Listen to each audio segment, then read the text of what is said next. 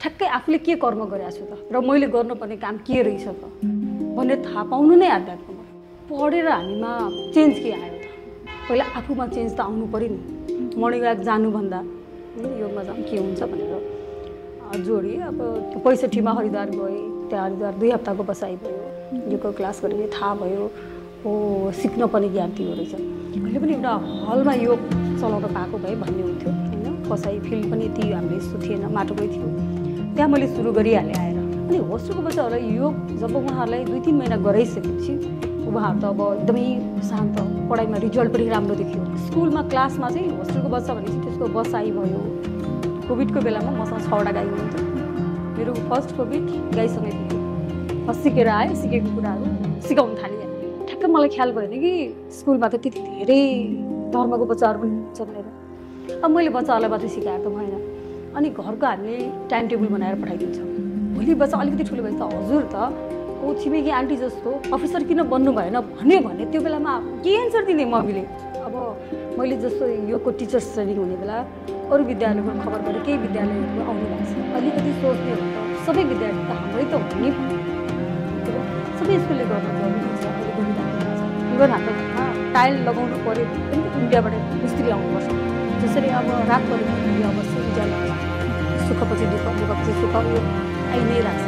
दुःख तपाईँलाई मात्रै छैन कि यस्ता दुःख सबैलाई छ। म त यो प्रोग्राम किन बसिरहेँ आज म सुसाइड गर्ने अन्तिम दिन उहाँले त्यो दिन क्यान्सल गरेपछि आजको दिनमा पनि हुनुहुन्छ। आज उहाँको नाति नातिना बेसी आमा भन्नुहुन्छ मलाई। अहिले 100जना आमा भन्ने पाउँदाखेरि अब भित्री आनन्द चाहिँ त्यो लाग्ने रहेछ कि आफ्नै परिवारले रोक्छ त समाजको किन दोष दिने हामी? जहिले पनि समाजले दिएन भन्छ, म समाजले नदिए होइन नि त। त्यसपछि उसले गरेको काममा गर्व लाग्छ कि अहिले खुसी लाग्छ कि त अब ऊ त सदा जो एउटा अमरत्व प्राप्त गर्यो नि त त्यो त्यसको लागि त यति गर्व लाग्छ, यति खुसी लाग्छ। अन्त त्यो सम्झ्यो भने पनि आनन्द लाग्छ। नमस्कारम, ट्रु इन्स्पिरेसन विथ आत्मतपस्याको यो श्रृङ्खलामा हजुरहरूलाई स्वागत छ। आज हामीसँग यस्तो व्यक्तित्व हुनुहुन्छ जसले चाहिँ हामीले एउटा मन्दिरको संज्ञा दिएको स्कुल भनौँ अथवा विद्यालयको माध्यमबाट पाठ्यक्रममा आधारित शिक्षा मात्रै नभएर आध्यात्मिक नैतिक शिक्षाको माध्यमबाट विभिन्न किसिमका प्रेरणाहरू दिएर उहाँहरूलाई उत्कृष्ट बनाउनको लागि एउटा प्रेरणाको स्रोत बन्नुभएको आदरणीय व्यक्तित्व कृष्णा नेउपाने म्याम हुनुहुन्छ। स्वागत छ म्याम हजुरलाई यस कार्यक्रममा। धेरै धेरै धन्यवाद हजुर। कस्तो चलिरहेछ हजुरको व्यावसायिक सँगसँगै व्यक्तिगत लाइफ? आनन्दमय चलिरहेछ। हरेक पल खुसी साथ बिताइरहेको छु। खासमा हामीलाई अलिकति हजुर चाहिँ एउटा फिमेल लिडर हुनुहुन्छ जसले चाहिँ एउटा फिमेल लिडरको माध्यमबाट व्यावसायिक रूपमा पनि एकदमै राम्रो, जसले चाहिँ साना बालबालिकाहरूको फ्युचरसँग रिलेटेड भएर विभिन्न किसिमका क्रियाकलापहरू गरिरहनु भएको छ भनौँ, या एउटा स्कुलको माध्यमबाट त्यो कुरामा चाहिँ हजुरले एकदमै प्रभाव पारिरहनु भएको छ अथवा प्रेरणाको स्रोत बनिरहनु भएको छ। यो प्रेरणा चाहिँ हजुरलाई कहाँबाट आयो? अब आध्यात्मिक भाषामा भन्ने हो भने यो अब परमात्माको आशीर्वाद हो होइन। किनभने बच्चाहरूलाई सिकाउनु पाउनु, बच्चाहरूसँग जोडिन पाउनु भनेको यो मलाई लाग्छ पूर्वजन्ममा केही राम्रो कर्म गरेको थियो होला त्यो लाग्छ। किनभने यति धेरै पेसाहरू छ होइन, पढेर थुप्रै कामहरू गर्न सकिन्छ। तर अब यो चाहेर भन्दा पनि आशीर्वाद स्वरूप हो यो बच्चाहरूसँग जोडिन पायो। किनभने उहाँहरूले जे कुरा सिकाइन्छ भोलि त समाजको लागि देशको लागि उहाँहरूले हो। बच्चाहरूलाई सिकाउन पाउँदा यति आनन्द आउँछ होइन। त्यो पेसा मात्रै नभइकन यो गरिरहेको काम चाहिँ एउटा पूजा गरिरहेको छु जस्तो अनुभूति हुन्छ अहिले आएर होइन। यही आध्यात्मिक बाटोमा हिँडिराख्दाखेरि यहाँ पुगिराख्दाखेरि चाहिँ हरेक दिन आफ्नो सधैँ कमी कमजोरी भेटिन्छ। सधैँ मलाई थाहा हुन्छ कि म चाहिँ अब चाहिँ होइन यो ध्यानबाट यतिका वर्षबाट बल्ल म अब केही समय भयो यस्तो अनुभूति हुन थालेको। त्यो चाहिँ यो पेसा होइन, यो चाहिँ पूजा गरिरहेको जस्तो अनुभूति हुन्छ। एकदमै आनन्द लाग्छ। कस्तो राम्रो कुरा। जस्तो सरसर्ती हेरौँ भने डिपली नगइकन यो त टोटल्ली डिफ्रेन्ट पार्ट हो जस्तो पनि लाग्न सक्छ धेरै मान्छेलाई। जस्तो अब स्कुल भनेको एउटा व्यावसायिक रूपमा, अध्यात्म भनेको एउटा हुन्छ नि मनलाई शान्ति पाउने एउटा बाटोको रूपमा, सरस्वती बुझ्दाखेरि त्यसरी बुझिन्छ, तर हजुरले यसरी कोलाबोरेट गरेर लग्नु भएको छ कि त्यो व्यवसाय भन्दा पनि अलिकति आत्मसन्तुष्टिको बाटो हो कि जस्तो पनि लाग्छ मलाई। एकदमै हो। अब शिक्षा अब यो कस्तो भने त्योमा चाहिँ हामीले शिक्षा जुन ज्ञान होइन त्यो पाइसकेपछि जीवन रूपान्तरण हुनु पर्यो नि त। भनेको पाठ्यक्रममा आधारित शिक्षाले मात्रै त्यो जीवन रूपान्तरण सम्भव छैन। छैन, छँदै छैन। किन छैन? हामी धेरैले धेरै पढ्यौँ नि, कति वर्ष त हामीले अध्ययन गऱ्यौँ, सबैले धेरैजनाले पढिरहेका छन्। त पढेर हामीमा चेन्ज के आयो? पहिला आफूमा चेन्ज त आउनु पर्यो नि। जस्तो हो हामी पढिसक्यौँ, जस्तो 5 कक्षा पढेपछि त्यो ज्ञानले बच्चामा के चेन्ज आयो?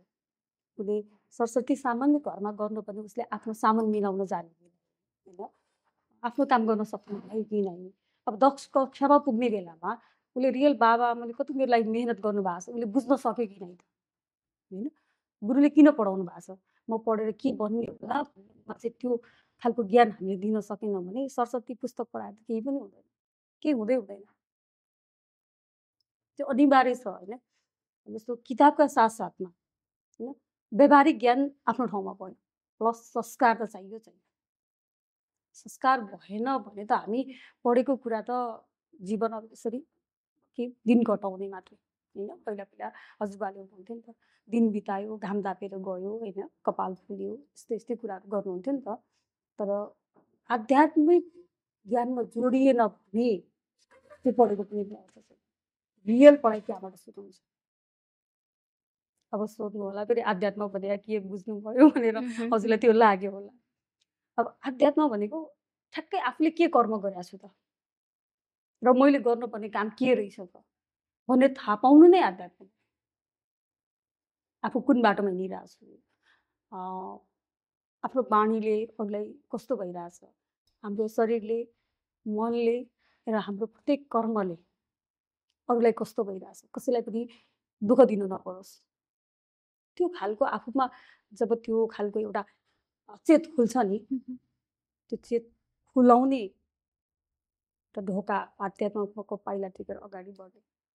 म्याम यो इन्टरनल कुरा त एकदमै धेरै छ, तर सरसर्ती हेर्दाखेरि जस्तो अरू स्कुलभन्दा अलिकति फरक हुन चाहिँ कताबाट हजुर प्रेरित हुनुभयो? जस्तो मानौँ यहाँ यो कर्णाली प्रदेशकै नम्बर 1मा इगर ब्रिज चलिरहेछ भनौँ, त्यसमा हजुरको ठुलो हात छ। सायद हजुर नभइदिएको भए यो सम्भव थियो थिएन, सायद थिएन जस्तो लाग्छ मलाई, थिएन होला।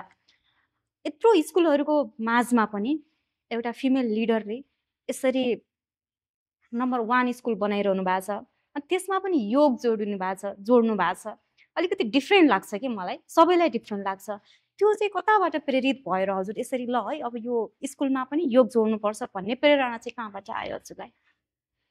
ठ्याक्कै यही भन्ने त छैन मलाई होइन। कसैलाई भेटेर होइन आफूले अथवा केही समस्या भएर म योग सिकेर ठिक भएर भन्ने भएन। जस्तो उमेरमै ग्रोइङ एजै भनौँ न त, त्यतिखेर नै सँगैले योगको क्लासहरू चलेको थाहा पाएँ। नेपालमा 64मा पतञ्जलि योगको सुरुवात भयो, 65मै। अनि यहाँ जिल्लामा योग सिक्ने यसो सिकाइन्छ भनेपछि जाऊँ न त, मर्निङ वाक जानुभन्दा योगमा जाऊँ के हुन्छ भनेर जोडेँ। अब जोडेपछि 3 महिनाको कोर्स, त्यसपछि हरिद्वार जान मन लाग्यो।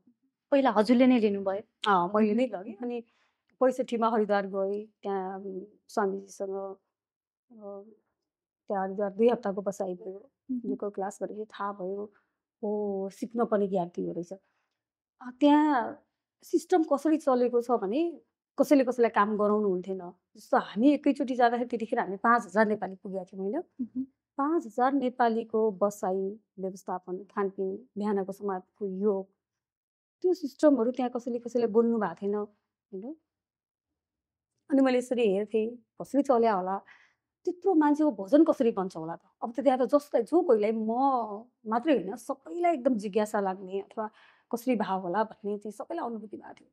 5000 नेपाली थियौँ भने अरू इन्डियाको त कति हुनुहुन्थ्यो होइन। त्यहाँको कर्मचारीहरू कतिजना हुनुहुन्थ्यो, हजारौँ कर्मचारी होला। अनि सिस्टम कस्तो थियो, रुममा हामी बसेर रुममा चाहिँ ठक्क एक ठाउँबाट बोल्ने बित्तिकै मेसेज बिहान हामीलाई 3 बजे आउने हो कि अब कति बजे उठ्ने टाइममा कल आउँथ्यो होइन, ल हजुरहरू सबैजना यति बेला यो हलमा आइपुग्नु, साँझ यो हलमा यो प्रोग्राम छ, दिउँसो यो हलमा मिटिङ छ भनेर आउँथ्यो। कस्तो टेक्नोलोजी कस्तो छ होइन, हामी त कहाँसम्म कसरी सम्भव भयो होला जस्तो लाग्थ्यो। अनि जब त्यहाँ रामदेव बाबाको योग सँगसँगै उहाँको जुन बाणीहरूले चाहिँ यस्तो छोयो मलाई त्यतिखेर होइन, यो चाहिँ उहाँले मात्रै होइन एउटा इनर्जीले नै चलाएको छ भन्ने मलाई अनुभूति त्यही भयो, हरिद्वारमै भयो होइन।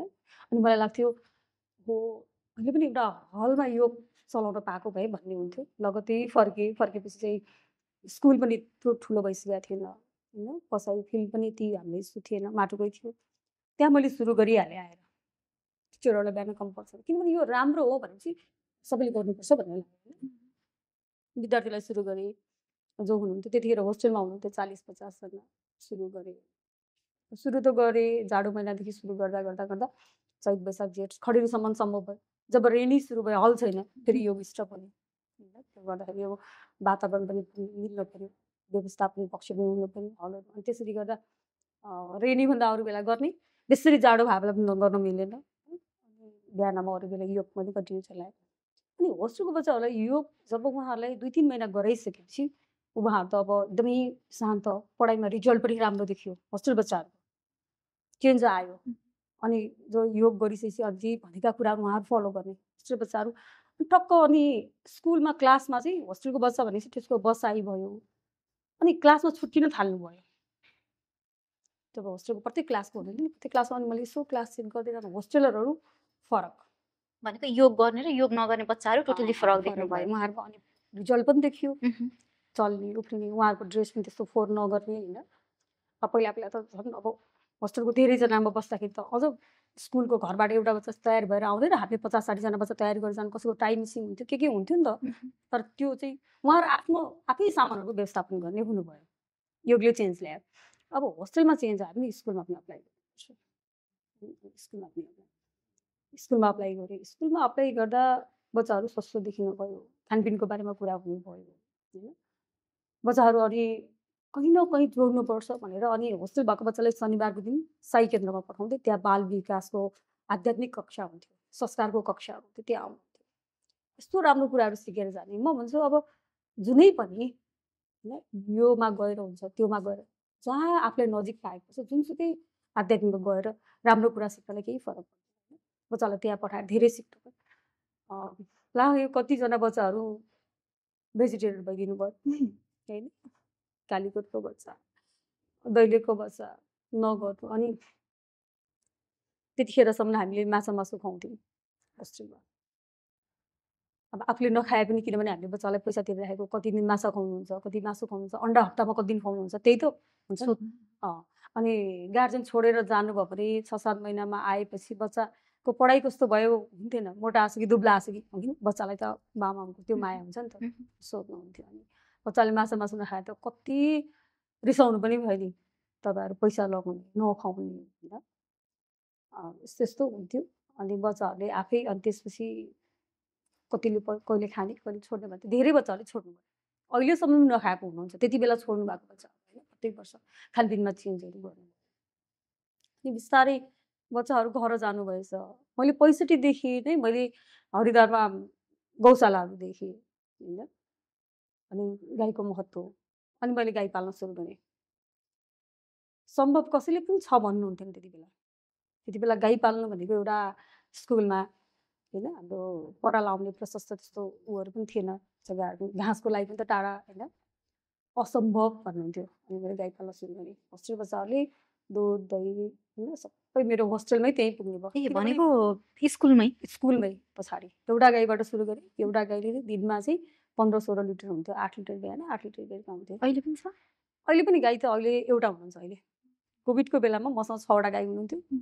मेरो फर्स्ट कोभिड गाईसँगै बित्यो, जीवनको पहिलो कोभिड होइन। त्यतिखेर नेपालमा त्यस्तो कोभिडले कसैलाई चाहिँ होइन अब ज्यान गएको थिएन। अब विदेशको न्युज हेरेर हामी एकदम सतर्क थियौँ। जीवनमा फर्स्ट टाइम त्यो कोभिडमा चाहिँ फुल इन्जोय गरेँ कि मैले। त्यति फ्री भएको भनेको जन्मेदेखि त्यो फ्री भएको टाइम चाहिँ त्यो रहेछ कि, यस्तो आनन्द भयो स्कुलको पछाडि फिल्डमा। 6वटा गाई, सहयोगी कर्मचारीहरू पनि हुनुहुन्थ्यो त्यति बेला, फेरि घर जानुभयो। 2टा गाई त्यही बेलामा चाहिँ ब्यायो होइन। यस्तो मजाले बित्यो फर्स्ट कोभिड। तर सेकेन्ड कोभिड चाहिँ अलिक दुःखदायी भयो। सेकेन्ड कोभिड पछि मैले जुन बिहानै अब 8:30 बजी चाहिँ मोबाइल अपडेट गरेपछि कोभिडले अब अनि बालनसँग म बसेको घर पछिल्लो घर त मेरो नेपालमा थियो। एक बिहान चाहिँ साथी गएको न्युज फोटो हार्दिक श्रद्धाञ्जली त्यस्तै हुँदा हुँदा एक दिन चाहिँ आफ्नो हजुरबा पर्ने उहाँ जानुभयो। त्यसपछि मैले अब के गर्ने कस्तो त्यतिखेर अत्यास लाग्यो होइन। अब आध्यात्मिक भइकन पनि यो यस्तो हो भन्ने कुरा बुझिकन पनि त मान्छे नै हो होइन। अब मन त्यस्तो हुने भयो। अनि त्यसपछि मैले चाहिँ अब यसलाई चाहिँ कसरी लग्नुपर्छ त, यो एकदमै पीडादायी दुःखदायी अप्ठ्यारो छ नि त। त्यो बेलामा के गर्ने मैले कम्युनिकेसन मोबाइलहरूदेखि सबै बन्द, कोही पनि नहेर्ने, टिभी पनि नहेर्ने, मोबाइल पनि नहेर्ने, केही पनि नसुन्ने, त्यो बेलामा ध्यान गर्ने। मलाई सेकेन्ड कोभिड पनि त मैले आफ्नो अपर्च्युनिटीकै हिसाबमा लगेँ, ध्यानको यात्रा बढाउन पाएँ अनि अझै बुझ्न पाएँ आफूले कि अरू बेला त्यो दौड धोपबाट जस केही समयको लागि विश्राम लिएर आफूलाई दिनुभयो। यसरी महिनामा चाहिँ 2 दिन होइन आफूलाई त्यसरी केही सबैबाट नि स्टप हुने कि अरू हुन्छ नि त्योबाट स्टप हुने। अब वर्षमा 15 दिन 1 महिना टोटल्ली त्यस्तो भने पुरै चार्ज भएर अनि बल्ल त्यसरी मोबाइलको ब्याट्री सकेर चार्ज भएर मोबाइल चल्छ नि दिनभरि, त्यस्तो हुँदो रहेछ। त्यो अनुभूति हामीलाई गरेको कामहरू पनि त्यो होइन, त्यो हाम्रो कार्यक्षमता पनि त्यति धेरै बढ्ने कि त्यति धेरै हामी काम गर्न सक्ने। जस्तो यो अथवा सँगै बिहान ध्यान गरेको दिन र नगरेको दिनमै थाहा हुन्छ, फिल हुन्छ। जस्तो बिहान हाम्रो सुरुवाती ध्यानबाट योग गरेका छौँ, ध्यान गरेका छौँ भने बेलुकासम्म पनि हामी यत्तिकै हुन्छौँ कि यत्तिकै होइन। 2-3टा क्लासहरू 3-3 घन्टाको सेसनहरू 2-3टा गर्दा पनि पानी खान्छौँ, त्यो पानी खाएर पनि हामी पानी मात्रै खाएर बसिरहेछौँ, वासरुम पनि जाँदैन। त्यसरी त्यो बिहान ध्यान गऱ्यो भने, यदि हामी गरेका छैनौँ भने हामी थक्छौँ। अलिकति ब्याक टु इनिसियल फेजमा जाँदाखेरि म्याम, जस्तो हजुरले सुरुमा स्कुलमा जस्तो हजुर इन्डिभिजुअली योग प्र्याक्टिस गर्नको लागि त खासै च्यालेन्जेस थिएन, तर पनि अब डिफ्रेन्ट ब्याकग्राउन्डबाट आएको स्टुडेन्टहरूलाई हजुरले एकैचोटि योगमा सामेल गर्दाखेरि सुरुमा केही न केही च्यालेन्जेसहरू त फेस गर्नुभयो होला। कस्तो किसिमको च्यालेन्जेसहरू फेस गर्नुभयो? कस्तो भयो भने सुरुमा मैले त्यति सिकेर आएँ। जस्तो भनेपछि त्यो मैले सिकेको त अब कम नलेज चाहिँ खतरनाक हुनुहुन्छ भन्ने जस्तै त हो नि होइन। सिकेर आएँ, सिकेको कुराहरू सिकाउन थालिहालेँ, सिकाउन थालेँ। अहिले बल्ल थाहा चाहिँ पहिला मैले फुल सिक्नु पऱ्यो नि त। अब सिकेर मात्रै भएन, मैले आफ्नो जीवनमा लागू गर्नु पऱ्यो सिकाउनु। त्यतिखेर भयो सरस्वती। अब म योगा टिचर भएर आएँ। एउटा योगाको प्याटर्नहरू छ, बिहानमा चाहिँ हामी 3 टाइम ओम उच्चारण गर्ने, गायत्री मन्त्र जप्ने। अब यस्तो बेलामा ठ्याक्कै मलाई ख्याल भएन कि स्कुलमा त त्यति धेरै धर्मको बच्चाहरू पनि हुन्छ भनेर आयो नि कम्प्लेन। अनि उहाँले चाहिँ ओम उच्चारण गर्न लगाउनु भयो। हाम्रो त यो छैन होइन। अब फरक धर्म मान्ने हुनुहुन्छ, फरक समुदायको विद्यार्थी हुनुहुन्छ हो, अझ त्यो हाम्रो मुस्लिम समुदायकोबाट धेरै आयो। तपाईँले यस्तो गायत्री मन्त्र यसो हुने। अब त्यो बल्ल त्यो आएपछि अनि बल्ल थाहा हुने अब यो होइन चेन्ज गर्नुपर्छ भने। त्यसपछि चेन्ज गर्दाखेरि के भयो भने योग गराउने, त्यो त बिहान भइहाल्यो होइन। त्यसपछि चाहिँ केही पनि नजप्ने कि शान्त भएर बस्ने, साइलेन्स सिटिङको अभ्यास स्कुलमा अहिले पनि लागु छ। फर्स्ट पिरियडमा 10 देखि 15 मिनट टिचरहरूले चाहिँ आफ्नो समय, टिचरहरूको त कम्पलसरी 10 मिनट त कम्तीमा पनि फर्स्टमा उहाँले साइलेन्स सिटिङ गराउनुहुन्छ। अनि मन्त्र जप्नको सट्टा अनि मैले एउटा आफैले एउटा बच्चाहरूलाई भजन लेखिदिएको छु। भजनबाट एउटा क्लासमा गाउने हरेक दिन एउटा त्यो गाना गीत गाउनुहुन्छ, सुन्न सक्छौँ हामी। विद्यार्थीहरू कसरी गाउनुहुन्छ भने ओम जय विद्यार्थी हेर होइन, ज्ञानी विद्यार्थी हेर। उहाँले आफै त्यही गाउनुहुन्छ। उहाँले हामीले पनि ज्ञानी विद्यार्थी भन्ने, विद्यार्थीहरूले म ज्ञानी हुँ भन्ने फिल हुन्छ भनेर होइन। अल्छी गर्नेहरू आज झारपात जस्तै मरे, ज्ञानी अल्छीहरू झारपात जस्तै गरे, ज्ञानी भई पढ्नेहरू आज पार तरे भन्ने यो खालको ओम जय जगदीश्वर भनेकोलाई चाहिँ पनि लेखेर अहिले पनि म आउँदा गाइराख्नु भएको छ कि सधैँ गाउनुहुन्छ कि।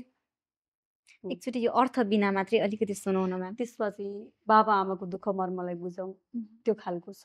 हरेक त्यो शब्दले हरेक दिन बिहान उहाँले उच्चारण गर्नु भने स्मरण गर्नुहुन्छ। बाबा आमा भन्ने बित्तिकै एकचोटि उहाँले त्यो सम्झिनुहुन्छ। हामीले जे भन्छौँ नि हामीले त्यो सम्झिन्छौँ। जस्तै सगरमाथा भन्ने बित्तिकै हामी हिउँको याद आउँछ नि त होइन। अब नदी भन्ने बित्तिकै हामी नदीको, समुद्र भन्ने बित्तिकै हामी ठुलो पानी हामीलाई याद आइहाल्छ नि होइन। एउटा चित्रमा हामी देख्छौँ नि त। त्यही भएर हरेक बेला बाबा आमाको दुःख मर्मलाई बुझौँ भन्ने खालको शब्दहरू छन्। जहिले पनि ज्ञानी ज्ञानी ज्ञानी ज्ञानी भन्दा भन्दै उसले मैले ज्ञानी नै हो कि जस्तो सोच्नुहुन्छ कि। अब हामी के भन्छौँ, तपाईँ सक्नुहुन्न, तपाईँले कहाँ पाउन सक्नुहुन्छ, तपाईँ बदमास। मलाई लाग्छ हामी सक्नुहुन्न र बच्चाहरूलाई चाहिँ नराम्रो शब्दहरू उच्चारण नगरिदिने कि हामीले। होला उहाँको ह्याबिट त्यस्तो होला होइन।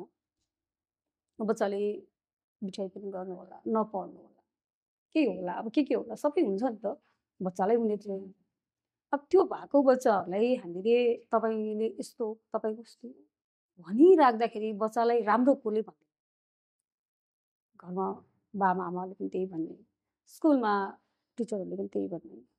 अब हामी टिचर सर भन्छौँ, त्योभन्दा अलिकति अगाडि आएर गुरु नै भन्नु पर्यो। गुरु भनेको के त, उसको जीवनलाई परिवर्तन गर्न सक्ने हुनु पर्यो होइन।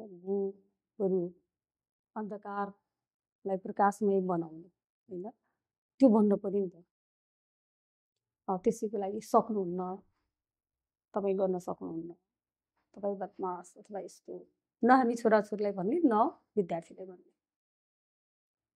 हामीले जहिले पनि हामी के भन्छ त, प्रेरणाको स्रोत भन्ने। सक्नुहुन्छ, सक्नुहुन्छ, उहाँले सक्दैन भने पनि तपाईँ सक्नुहुन्छ, कोसिस गरेर गर्नु सक्नुहुन्छ, पक्कै सक्नुहुन्छ, नसक्ने भन्ने नै छैन। त्यसले हामी हौसला दिने बच्चाहरूलाई। जस्तो यो कुरा म्यामले उठाइरहँदाखेरि जस्तो हजुरले त अब हजारौँ विद्यार्थीहरूसँग डिल गरिरहनु भएको छ। स्कुलमा त हजुरले एक किसिमको माहौल क्रिएट गरिदिनुहुन्छ, तर प्यारेन्ट्सले पनि यो गर्नुपर्छ है तपाईँहरूको बच्चाको लागि भन्ने टाइपको केही छ सजेसन प्यारेन्ट्सहरूलाई? छ नि, जस्तो हामी प्यारेन्ट्सहरूसँग पनि योको क्लासमा जोडिया छौँ, धेरै प्यारेन्ट्स जोडिनु भएको छ होइन। अनि हाम्रो यस्तो आध्यात्मिक कार्यक्रममा जोडिनु भएको छ भने नयाँ आउनु भएको, जस्तो वैशाखमा अस्ति भर्ना हुनुभयो बच्चाहरू, स्कुलमा भर्ना हुनुभयो। बच्चाहरूलाई एउटा क्लास भयो, मैले आफै गरेको थिएँ होइन। पहिला पहिला सिएहरू आउनुहुन्थ्यो, टाइम मिल्दैन, मैले क्लास गरेँ बच्चाहरूलाई। इगर्भिस किन आउनुभयो, इगर्भिसको आइसिएफजी के हुन्छ, कसरी पढ्नुपर्छ, इगर्भिसभित्र यो हुन्छ है भनेर क्लास गरेँ। अब मैले बच्चाहरूलाई मात्रै सिकाएर त भएन। अनि घरको हामीले टाइम टेबल बनाएर पठाइदिन्छौँ। बच्चा यति बेला उठ्ने, यति बेलासम्म यो विषय पढ्ने, घरमा यो खानेकुरा खाने भनेर हामीले चाहिँ बच्चालाई सिकाउँछौँ। अनि पढ्नेको र उठ्नेको सुत्ने बेलासम्म टाइम टेबल बनाएर पठाइदिन्छौँ। अब त्यो घरमा अभिभावकले गरिदिनु भएन भने त अर्थ रहेन। आज मैले बच्चाहरूसँग क्लास गरेँ, भोलिपल्ट शनिबारको दिन प्यारेन्ट्सहरूसँग क्लास गरेँ, सबै प्यारेन्ट्स आउनुभयो। अहिले यति खुसी लाग्छ। अभिभावकहरू पनि अहिले यति धेरै साथ दिनुहुन्छ, सपोर्ट गर्नुहुन्छ, धेरै बुझ्ने हुनुहुन्छ। बोलाएको टाइममा उहाँहरू आउनुहुन्छ, सबैजना आउनुभयो। आइसकेपछि उहाँसँगको मेरो 3 घन्टाको सेसन भयो। अभिभावकसँग हरेक वर्ष हुन्छ 3 घन्टाको सेसन। अनि धेरै अभिभावकले पनि यसको नाम सुनेर हामीले भर्ना गरेका थियौँ, तर विद्यालयभित्र यो रहेछ भने हामीले विद्यालयभित्र के हुन्छ भनेर उहाँलाई देखाएको पनि थियौँ होइन, भिडियोमा देखाएको थियौँ। र छोराछोरीको बाबा आमा बन्न पाउनु कति ठुलो सौभाग्यको कुरा हो। त्यो धेरै बाबा आमाले त्यो बुझ्न पाउनु भएको छैन। छोराछोरी त हुनुहुन्छ, अब त्यो उहाँहरूलाई चाहिँ मैले त्यो क्लासबाट बुझाइदिन्छु कि, किनभने आज हजारौँ बाबा आमा बन्नको लागि लाखौँ खर्च गरिराख्नु भएको छ। आमा बन्ने सौभाग्यबाट वञ्चित हुनुभएको छ होइन भने मात्रै हामी आफ्नो सन्तानको बाबा आमा बनिसक्यौँ, त्यो सौभाग्य प्राप्त गरिसक्यौँ भने त्यो बच्चालाई माया नगरेर हामी कसलाई गर्छौँ? त्यो बच्चालाई गाली गर्ने अधिकार कुनै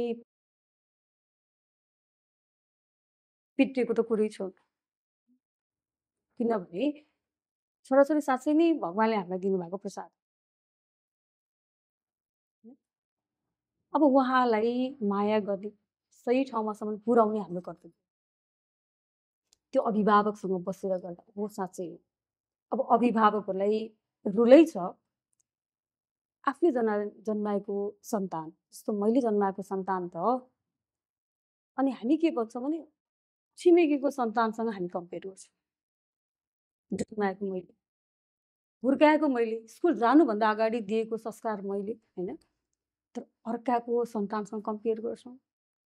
उसको बच्चाको यति नम्बर छ, उसको बच्चा फर्स्ट भयो, डक्टर बन्यो, यो पढ्यो त्यो पढ्यो। हो अघि अब आफ्नो सन्तान त अब आफूले एउटा कुरा जस्तो मैले मेरो बच्चालाई यही बन भनेर एकदमै फोर्सफुली भने तिमी यो बन्न सकेनौ भनेर, अनि म पनि त अझै के बन्नु पर्थ्यो होला नि, हेर्नु र। त्यसको लागि त हो अभिभावकले पनि के भन्छ भने आज हजुरको बच्चाले केही बोल्न सक्नु भएन, हजुरलाई रिटर्न जवाफ दिन सक्नु भएन, भोलि बच्चा अलिकति ठुलो भएछ त हजुर त ओ छिमेकी आन्टी जस्तो अफिसर किन बन्नु भएन भने त्यो बेलामा के छ, के एन्सर दिने, के एन्सर दिने मम्मीले, होइन? अनि बाबालाई हजुर मेरो साथीको बाबा त डक्टर हुनुहुन्छ त, हजुर त किन यति सानो पोस्टमा काम गर्नु भएको छ, किन डक्टर पढ्नु भएन भनेपछि के एन्सर छ। हेर्नु हामी बच्चालाई हामी थाहा नपाएर हामी बच्चालाई कसरी, होइन, उनीहरूको त्यो भावनालाई हामीले कसरी चोट पुर्याएर आउँछौँ भन्छौँ हामी। फेरि के त हामी नै सही छौँ कि बच्चाभन्दा त धेरै गुणा हामी गलत छौँ कि, तर हामीले रियलाइजै गरेका छैनौँ। म त हामी टिचरहरू महिनामा 2 चोटि मिटिङ हुन्छ, एकचोटि हामी हलमा बसेर हामी सत्सङ्ग गर्छौँ, यस्तै छलफल गर्छौँ र 1 घन्टाको सेसन लिएर होइन, अनि ध्यान पनि गर्छौँ, बस्छौँ। त्यो बेला विद्यार्थीभन्दा चेन्ज हुनुपर्ने त हामी छौँ भन्छु कि मैले। हामी सबै विद्यार्थीभन्दा पहिला चेन्ज हुनुपर्ने हामी छौँ भन्छ। कतिपय विद्यार्थीहरूले क्वेसन गर्नुभएको हुन्छ, देख्नु पनि भएको हुन्छ, विद्यार्थीलाई हामी यो नगर्नु त्यो नगर्नु भन्छौँ, तर हामीले त्यो भनेका कुरा आफूमा लागू गरेका छौँ कि छैनौँ, सबैभन्दा ठुलो कुरा त्यो हो कि। त्यस्तो गुरुले भनेको बच्चाले एकचोटिमा मान्नुहुन्छ कि, जो गुरु आचरणमा हुनुहुन्छ, जो गुरु अनुशासनमा हुनुहुन्छ, जो गुरु बच्चाहरूलाई बिहान उठ्नु, बिहान उठेर पढ्नु, होइन, बेलुका छिटै सुत्नु भनेर भन्ने मात्रै आफू नउठ्ने गुरुको भनेको बच्चाले मान्नु, किनभने त्यो गुरुसँग त्यो खालको इनर्जी पनि गइरहेको हुन्छ कि त्यो गुरुले भनेको बच्चाले काट्नै सक्दैन कि। जो गुरु अनुशासनमा हुनुहुन्छ, जो बिहान आफू उठ्नुहुन्छ कि, होइन, यस्तो चिज खानुहुन्न, यस्तो ठाउँमा घुम्नुहुन्न हामी भन्छौँ बच्चालाई, तर हामी आफै गरिरहेको हुन्छ। त्यही भएर विद्यार्थीभन्दा अझै हामी सिकिराख्नुपर्छ। हामी अब टिचर भइसक्यो, पढ्यो, टिचर भइसक्यो, एउटा काममा कति वर्षदेखि म काम गरिरहेको छु भन्छ, होइन, म अब 10 वर्षदेखि म पढाइरहेको छु, म सिनियर क्लासको बच्चाहरूलाई पनि पढाएँ, म यति वर्ष पढाएँ, त्यो पढाउनको लागि त आफू पनि कति पढायो होला, होइन, कति गरे होला, तर ठ्याक्कै आफूले आफ्नो जीवनमा के परिवर्तन गर्यो त, के चेन्ज भयो त।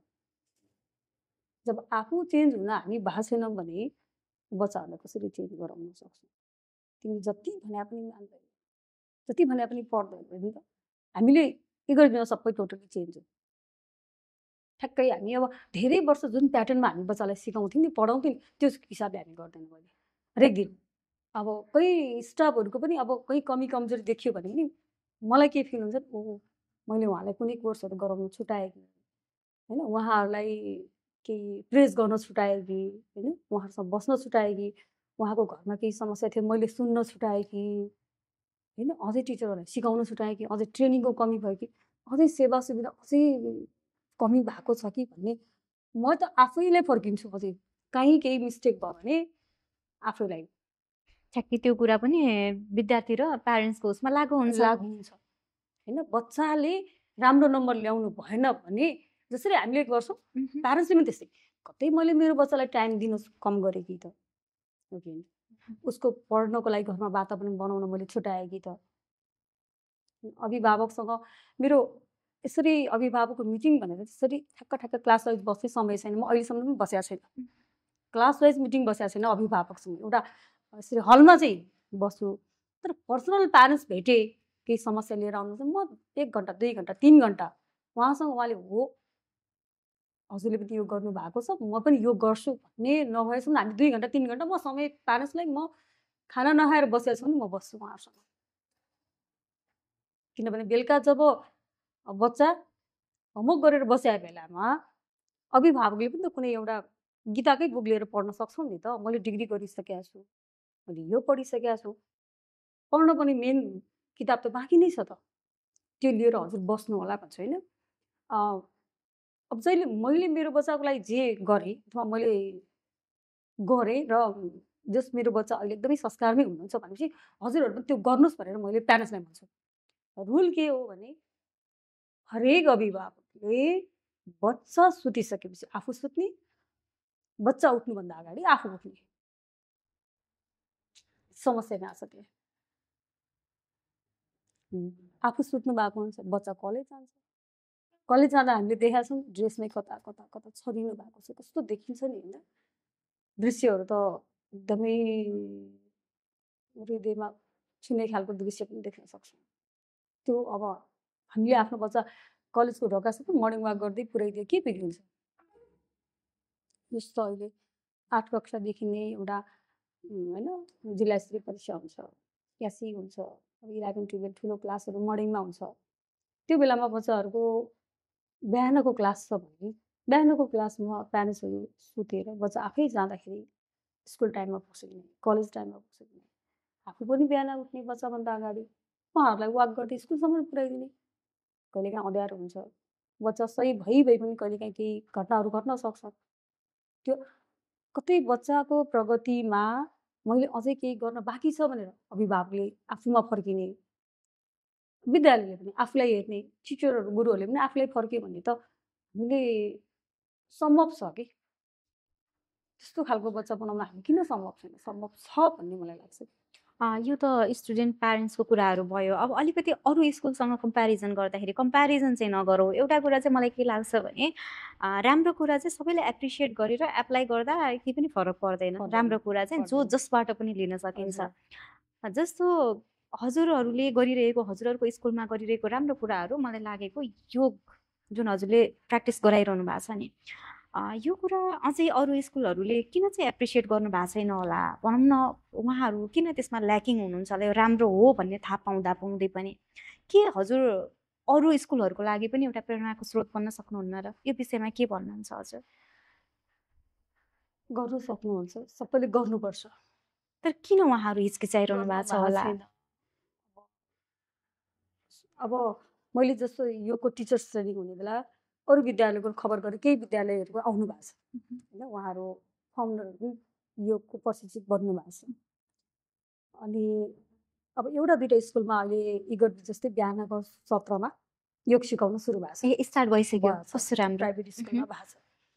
कति प्राइभेट स्कुलहरूमा हल बनाउँदै हुनुहुन्छ होइन। मैले व्यक्तिगतै कुरा गरेको छु, मैले एक्लै त सम्भवै छैन नि, सम्भवै छैन। मैले के नै हो र यति सानो काम त सुरु भएको छ भने सरकारी विद्यालयमा हल पनि छन्, सबै कुराहरू छ। हामी गएर पनि सिकाउँछौँ, टिम पनि छ एउटा, मसँग त टिम छ। गत वर्ष पनि जेठको महिनामा सुर्खेतका सरकारी विद्यालयमा सबैमा काम भयो। विद्यार्थीहरूलाई अब आफ्नो विद्यार्थीलाई मात्र राम्रो बनाएर त के हुन्छ र? हुँदैन। विद्यार्थी त सबै हाम्रै हुने। फेरि कस्तो, आज मेरो विद्यार्थी भोलि अर्को स्कुलमा जान सक्नुहुन्छ, हिजो अर्को स्कुलको विद्यार्थी आज मेरो विद्यालयमा हुन्छ भनेपछि त अलिकति सोच्ने हो भने त सबै विद्यार्थी त हाम्रै त हुन् नि भन्ने हो। त्यही भएर सबै स्कुलले गर्न जरुरी छ। अहिले गरिराख्नु भएको छ, फाउन्डर प्रिन्सिपलहरू अहिले धेरै गरिराख्नु भएको छ। अब अहिले चाहिँ सोचिराख्नु भएको छ र अब केही समयमा व्यवस्थापन गर्छौँ। अब त्यही हलको समस्या हुन्छ, योग शिक्षकको पनि कमी छ भन्ने थियो, त्यही भएर हामी योग शिक्षकहरू उत्पादनमा लागिरहेछौँ। अहिले सम्भवतः अब केही समयमा सबै स्कुलमा सुरु हुन्छ होला। मलाई चाहिँ कस्तो भने जस्तो हजुरले योग शिक्षकको कुरा निकाल्नु भयो, अहिले विभिन्न किसिमका विद्यालयमा आधारित कार्यक्रमहरू जस्तो अब विद्यालय नर्सका कुराहरू भयो, विद्यालय योग टिचरको कुराहरू चलिरहेछ नि त। अलरेडी हजुरहरूले योग टिचर आफ्नो विद्यालयमा एपोइन्ट गरिसक्नु भएको छ। मेरो विद्यालयमा अपोइन्ट भन्दा पनि अब एकको सुरुवाती मबाट भयो होइन। एज ए एउटा मात्र योग टिचर अपोइन्ट भन्दा पनि मसँग 48 जनाहरू योग प्रशिक्षकै हुनुहुन्छ। अब मसँग सहयोगी कर्मचारीहरू सहित 100 जनाको टिम छ, 100 जनाभन्दा बढीको टिम छ। 48 जनाले चाहिँ 36 दिनको योग सहशिक्षाको ट्रेनिङ गर्नुभएको छ भने ध्यानका क्लासहरू होइन, गुरुहरूका क्लासहरू वर्षमा गरेको गरे हुनुहुन्छ। उहाँहरू प्रत्येक क्लासको टिचरहरू योग टिचरै योग शिक्षकै हो। अनि विद्यालय नर्स हुनुहुन्छ होइन, 2-3 वर्षबाट विद्यालय नर्स पनि हुनुहुन्छ। एउटा 10जना विद्यार्थीको लागि सुत्ने व्यवस्था छ, नर्सले सबै चिजहरू त्यहाँ राख्नु भएको छ, सबै छ। टिचरहरूको पनि हामी के गर्छौँ, महिनामा उहाँहरूको हेल्थ रिपोर्ट के छ सबै नर्सले आफ्नो सिस्टममा गर्नुहुन्छ। यो धेरै मलाई ज्ञान छैन। उहाँले वेट हाइटहरू सबै। अनि मैले नर्सलाई के भनेको छु, टिचरहरूलाई के भनेको छु भने अर्को महिना वेट लिँदाखेरि हजुरको वेट घटेको हुनुपर्छ। जसको घट्छ, कम घटे आउँछ उसलाई प्राइज दिने हो, जसको बढ्छ उसलाई फाइन लगाउने, त्यही फाइन उहाँलाई प्राइज दिने हो भनेर भनेको छु है। त्यो हामी गरिरहेछौँ, नर्सले गर्नुहुन्छ। विद्यार्थीहरूको पनि मेडिसिनहरू सबै राखेको छ, एकदमै कम उसमा युज गर्नुहोस्। र त्यहाँ आइसकेको बच्चालाई के भएर बिरामी भयो, जस्तो नर्ससँग आइपुग्नु भएको हुन्छ, कहिलेकाहीँ 4-5जना सुताउनु भएको हुन्छ, अनि उहाँले क्लास गर्नुहुन्छ कि पानी यस्तो पिउने, खाना यस्तो खाने, जङ्क फुड नखाने। स्कुल नर्सको काम पनि सेवाको जस्तै भइरहेछ। उहाँ पनि अहिले अब 1 हप्ताको, पहिलाको नर्सले धेरै कोर्स गरेको हुनुहुन्थ्यो, यो शैक्षिक क्षेत्रमा नयाँ जोडिनु भएको छ। उहाँले अहिले पनि अब 1 हप्ताको क्लास गर्दै हुनुहुन्छ। उहाँले बच्चाको हेल्थ के कस्तो खानेकुराहरू खाने त होइन, उहाँले पनि त्यही सिकाइराख्नु भएको छ। स्कुल नर्सको काम पनि लगभग योग प्रशिक्षकै जस्तै हो कि त्यहाँ अब नर्स भएर त्यो अब सुई लगाउनु पर्ने होइन, औषधि खानुपर्ने भन्ने छैन। एकदम बच्चाहरूलाई रेस्ट गर्ने, उहाँहरूलाई चाहिँ एकदमै आनन्दले एकछिनसम्म विश्राम गर्ने ठाउँ भनौँ न, त्यस्तो बनाएको छ। यो मैले किन पनि जोडेँ भने जस्तो अरू स्कुलहरूमा पनि योग टिचरको आवश्यकता हुनुपर्छ है भन्ने के छ त्यो विषयमा हजुरको धारणा? हुनुपर्छ, एकदमै हुनुपर्छ। अब चाहिँ जसरी अब विश्व योग दिवस सुरु भयो होइन, भारतको प्रधानमन्त्री जुन गराउनु एकदमै राम्रो काम भयो। अब हामी राष्ट्रिय योग दिवस मनाइरहेछौँ। सरकारले पनि 2 वर्ष अगाडि हो कि हजुरलाई याद छ, 1 वर्ष अगाडि हो, हरेक कार्यालयमा गएपछि बिहान 10 कति मिनट चाहिँ योग गर्नुपर्छ भनेर सुन्नमा आएको थियो होइन। त्यही प्रसङ्गमा 2 वर्ष अगाडि जिल्ला प्रशासनमा हरेक महिनाको मिटिङमा चाहिँ मलाई प्रमुखजी दाजुभाइले बोलाउनु भएको थियो। कार्यालय प्रमुखले थाहा पाउनु भयो भने त कार्यालयमा लागु हुने हो नि त होइन, त्यो कार्यालयको मेन मान्छे भने त कार्यालय प्रमुख हुनुहुन्छ। तर बिहान योग भनेपछि अब हामी शरीर तन्काउने अथवा फेरि अब थोरै थाहा पाएका हुन्छौँ, प्राणायामहरू गरिदिउँ होइन, पेट सम्बन्धी श्वास प्रश्वासहरू गर्ने भने भर्खर खाना खाएर गउँछौँ। त्यो भएर अनि हामीले 10 मिनट भने तापनि बिहानको समयमा भने तापनि खाना खाएको 2 घन्टापछि हामी जस्तो दिउँसोको ब्रेक त हुन्छ नि हरेक कार्यालयमा, त्यो बेलामा गर्दा पनि हुन्छ। नभए बिहानमा खालि एकछिन ध्यान गर्दा पनि हुन्छ। शान्त भयो भने त त्यत्तिकै सबै कुरा सहज भइहाल्छ कि। एकैछिन शान्त भयो भने सहज हुन्छ, हामीलाई काम गर्न सजिलो हुन्छ। अब घरको तनाव लिएर गएछ, अब मान्छे हो, तनाव हुन्छ, कहिलेकाहीँ रिस उठ्छ, कहिले खुसी हुन्छ, कहिले दुःख अप्ठ्यारो पर्छ, कहिलेकाहीँ अभाव हुन्छ, के हुन्छ नि त। तिनीहरूलाई एकैछिन शान्त भएर बस्यो भने एकैछिनमा आफूलाई फरक फिल हुन्छ अनि हामी काम गर्न सक्छौँ। अब जस्तो म्याम यो योगको मेडिटेसनका डिफ्रेन्ट टाइपहरू हुन्छन्। जस्तो हामीले अब स्कुलमा एप्लाई गर्नको लागि डिफ्रेन्ट क्याटेगोरीका बालबच्चाहरू हुन्छन्। हजुरहरूले चाहिँ सिलेक्सन प्रक्रिया कसरी गर्नुहुन्छ? यो योग ध्यान चाहिँ गराउनुपर्छ भन्ने के छ? बच्चाहरूको चाहिँ अलिक फरक प्याटर्न गर्नुपर्छ। जस्तो ठुलोहरूको लागि हामी अधिकांश केही न केही रोगमा छौँ, समस्यामा छौँ ठुलोहरू होइन। अब हजुरको म इन्सुलिन लगाउँछु, सुगर छ होइन, कोही चाहिँ प्रेसरको औषधि खान्छु, बिहान पनि खान्छु, बेलुका पनि खान्छु, कन्ट्रोल नभएर मलाई बिहान खाली पेटै प्रेसरको औषधि खान दिनुभएको छ डक्टरले भन्नुहुन्छ। विभिन्न किसिमको रोग छ अनि हामी योगमा जोडिरहेको छौँ। उहाँलाई हामी चाहिँ रोग अनुसारको योग सिकाउँछौँ भने बच्चाहरू चाहिँ अलरेडी हेल्दी हुनुहुन्छ होइन, उफ्रिनुहुन्छ, खानुहुन्छ, केही छैन, उहाँलाई समस्या पनि छैन, उहाँलाई कुनै दुःख पनि थाहा छैन होइन। अब अलिअलि ठुलो बच्चालाई चाहिँ पढ्नुपर्छ, प्रेसरले धेरै नम्बर ल्याउनुपर्छ भन्ने उहाँलाई होला भने, सानो बच्चालाई चाहिँ केही छैन भने उहाँलाई हामी चाहिँ के गराउँछौँ, हाइट बढ्ने आसनहरू। किनभने अहिले हाइटहरू भने जस्तो बढेको देखिँदैन, किनभने हामी खानपिनमा त्यो छैन। किनभने बच्चाहरू जङ्क फुडमा आयो, उनीहरूले शरीरले पाउनु जतिको चाहिँ न्युट्रिसन नपाएर पनि होला होइन, खानपिन यस्तो भयो। खानपिनमा सबैमा के छ, हावामा प्रदूषण, पानीमा प्रदूषण, खानामा प्रदूषण, विषादी सुर्खेतमै अहिले तरकारीहरू विषादीयुक्त भएर भनेर फालेको देखिरहेछ। त्यसले गर्दा बच्चाहरूलाई हामीले हाइट बढ्ने र अनि ध्यानमा पनि हामीले चाहिँ मेमोरी पावर कसरी बढ्छ भन्ने होइन। अब नाडी शोधन प्राणायामहरू गराउँछौँ, अनि भामरी प्राणायामहरू गराउँछौँ उहाँहरूलाई। त्यो गरेपछि माइन्ड सम्झिने। अनि अब आसनहरूमा चाहिँ सूर्य नमस्कार गरिदियो भने सम्पूर्ण हैन होल बडीको लागि सूर्य नमस्कारबाट भइहाल्छ त्यो भएर अनि ताडासनहरू बच्चाको लागि फरक आसनहरू भने अरू ठुलो मान्छेहरूको लागि आसनहरू जस्तो अलिकति एकाडेमिकतिर जाँदाखेरि एगर ब्रिजको बच्चाले भनौँ न अलिकति पाठ्यक्रममा आधारित शिक्षामा मात्रै सफलता नलिकन जता पनि अरू एक्स्ट्रा करिकुलर एक्टिभिटिजहरूमा पनि सफलता पाउनुको केही विशेष राज छ? के हो बच्चालाई किन पढ्नुपर्छ? राम्रो नम्बर ल्याउनुलाई मात्रै पढ्ने होइन। जस्तो हो अब एसी आयो ए प्लस ल्याउनुपर्छ, प्यारेन्ट्सले पनि ए प्लस ल्याउनुपर्छ, टिचरले पनि मेरो म्याथमा ए प्लस यतिजना ल्याउनुपर्छ है, मैले यति दुःख गरेर पढाएको छु, भन्दै पढाएको छु, तिमीहरूको फीभन्दा ठुलो त मेरो कति मेहनत छ। टिचरले भन्नु, स्कुलले पनि है यत्रो टिचरको म्यानेज गरिदिएको छ, यस्तो राम्रो तिमीहरूको लागि व्यवस्थापन गर्दा ए प्लस ल्याउनु, त्यो होइन नि त। किन पढ्ने त? पढ्नै के को लागि त होइन?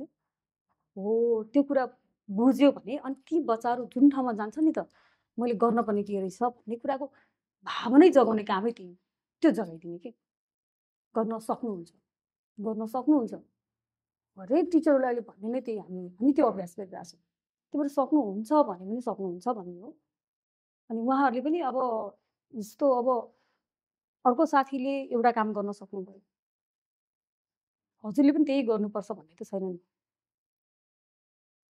होइन। अब बाहिर गएर फर्केर आउनु भएकोहरूले पनि अब अहिले कृषिमा महिनाको 5 लाख रुपियाँ आम्दानी गर्नुभयो, 2 लाख रुपियाँ आम्दानी गर्नुभयो भने त हामीले सुनिरहेछौँ होइन। कृषिबाट पनि हामीले सफलता प्राप्त गर्न सक्छौँ, जुनसुकै व्यवसाय पनि गर्न सक्छौँ होइन। पढेर एउटै काम गर्नुपर्छ भन्ने छैन नि त। हो अब त्यहाँनिर जे काम गर्छौँ भित्रै दिलबाट गर्नुपर्छ, त्यो शिक्षा हजुरहरूले दिनुहुन्छ। अनि पुरै हामीले के त 100% मेहनत गर्नुपर्छ, त्यो अलिअलि गर्ने छोडिदिने हुने कि। जब गर्छौँ नि जस्तो त्यो कामलाई पुरा नदिने गरी गर्नु पऱ्यो कि, 100% अफोर्ड गर्नु पऱ्यो कि। जस्तै भने तन मन धन भने जस्तै सबै कुरालाई गर्न सक्छु सबै अफोर्ड लगाएर गरेँ भने त त्यो क्षेत्रमा त अब्बल भइहाल्नुहुन्छ। त्यो हिसाबले हजुरले गर्दाखेरि एउटा शिक्षामा मात्रै नपर्दैन अलराउन्ड तरिकाले उनीहरूलाई आत्मनिर्भरदेखि लिएर पनि शिक्षा नै त्यही हो कि। अब मलाई पनि यो केही वर्षदेखिको अनुभवहरू हुन्छ।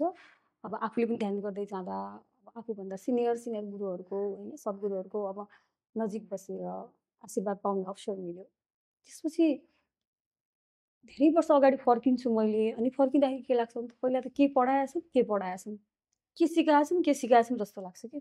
अहिले भेटिएका बच्चाहरू जस्तो भेटिनुहुन्छ उहाँहरू, अनि अहिले उहाँहरूले भन्छ कि तपाईँहरू त हामी धेरै केही सिकाएन भन्छ कि। उहाँहरू हाँस्नुहुन्छ कि होइन हामीले त धेरै सिक्यौँ भन्नुहुन्छ कि। तर मलाई चाहिँ उहाँ अलि अगाडि जानुभएकोहरूलाई धेरै सम्झाउन अथवा सिकाउन छुटाए जस्तो लाग्छ।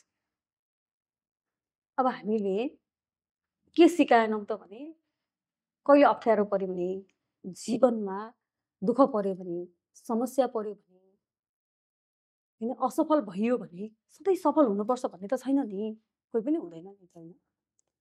त्यो भएको बेलामा कसरी फेरि अगाडि बढ्ने हो त, आफूले कसरी ह्यान्डल गर्ने हो त किन। अब त्यो नसिकाउँदाखेरि अब समाजमा हामी नै हामी समाजको एउटा पात्र हो। हामी समाजमा सिकाउन नसकेकै हामी अझै सिकाउन सकेका छैन।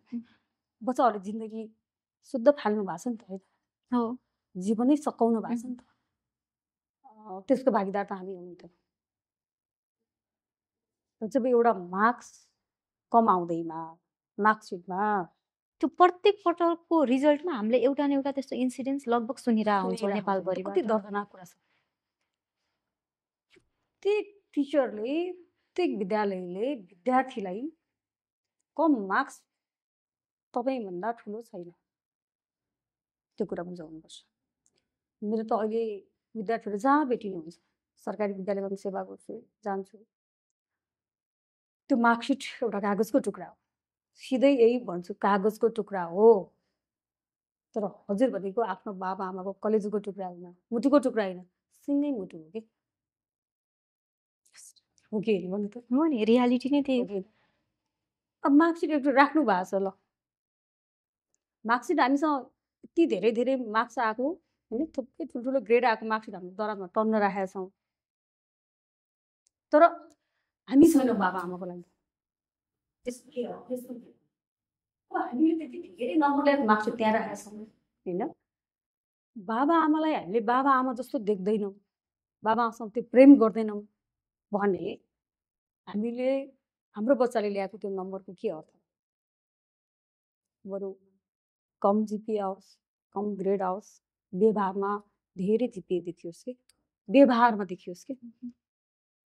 मलाई त लाग्छ अहिले शिक्षामा चाहिँ गर्मेछु यो मार्क्स आयो यति धेरै आयो भन्दाखेरि पहिला पहिला त कस्तो लाग्थ्यो कि यो टप नम्बर आयो होइन। अहिले आउँदा पनि मलाई केही खुसी लाग्दैन, कतै अझै केही सिकाउन छुट्याएछ कि भन्ने फिल हुन्छ।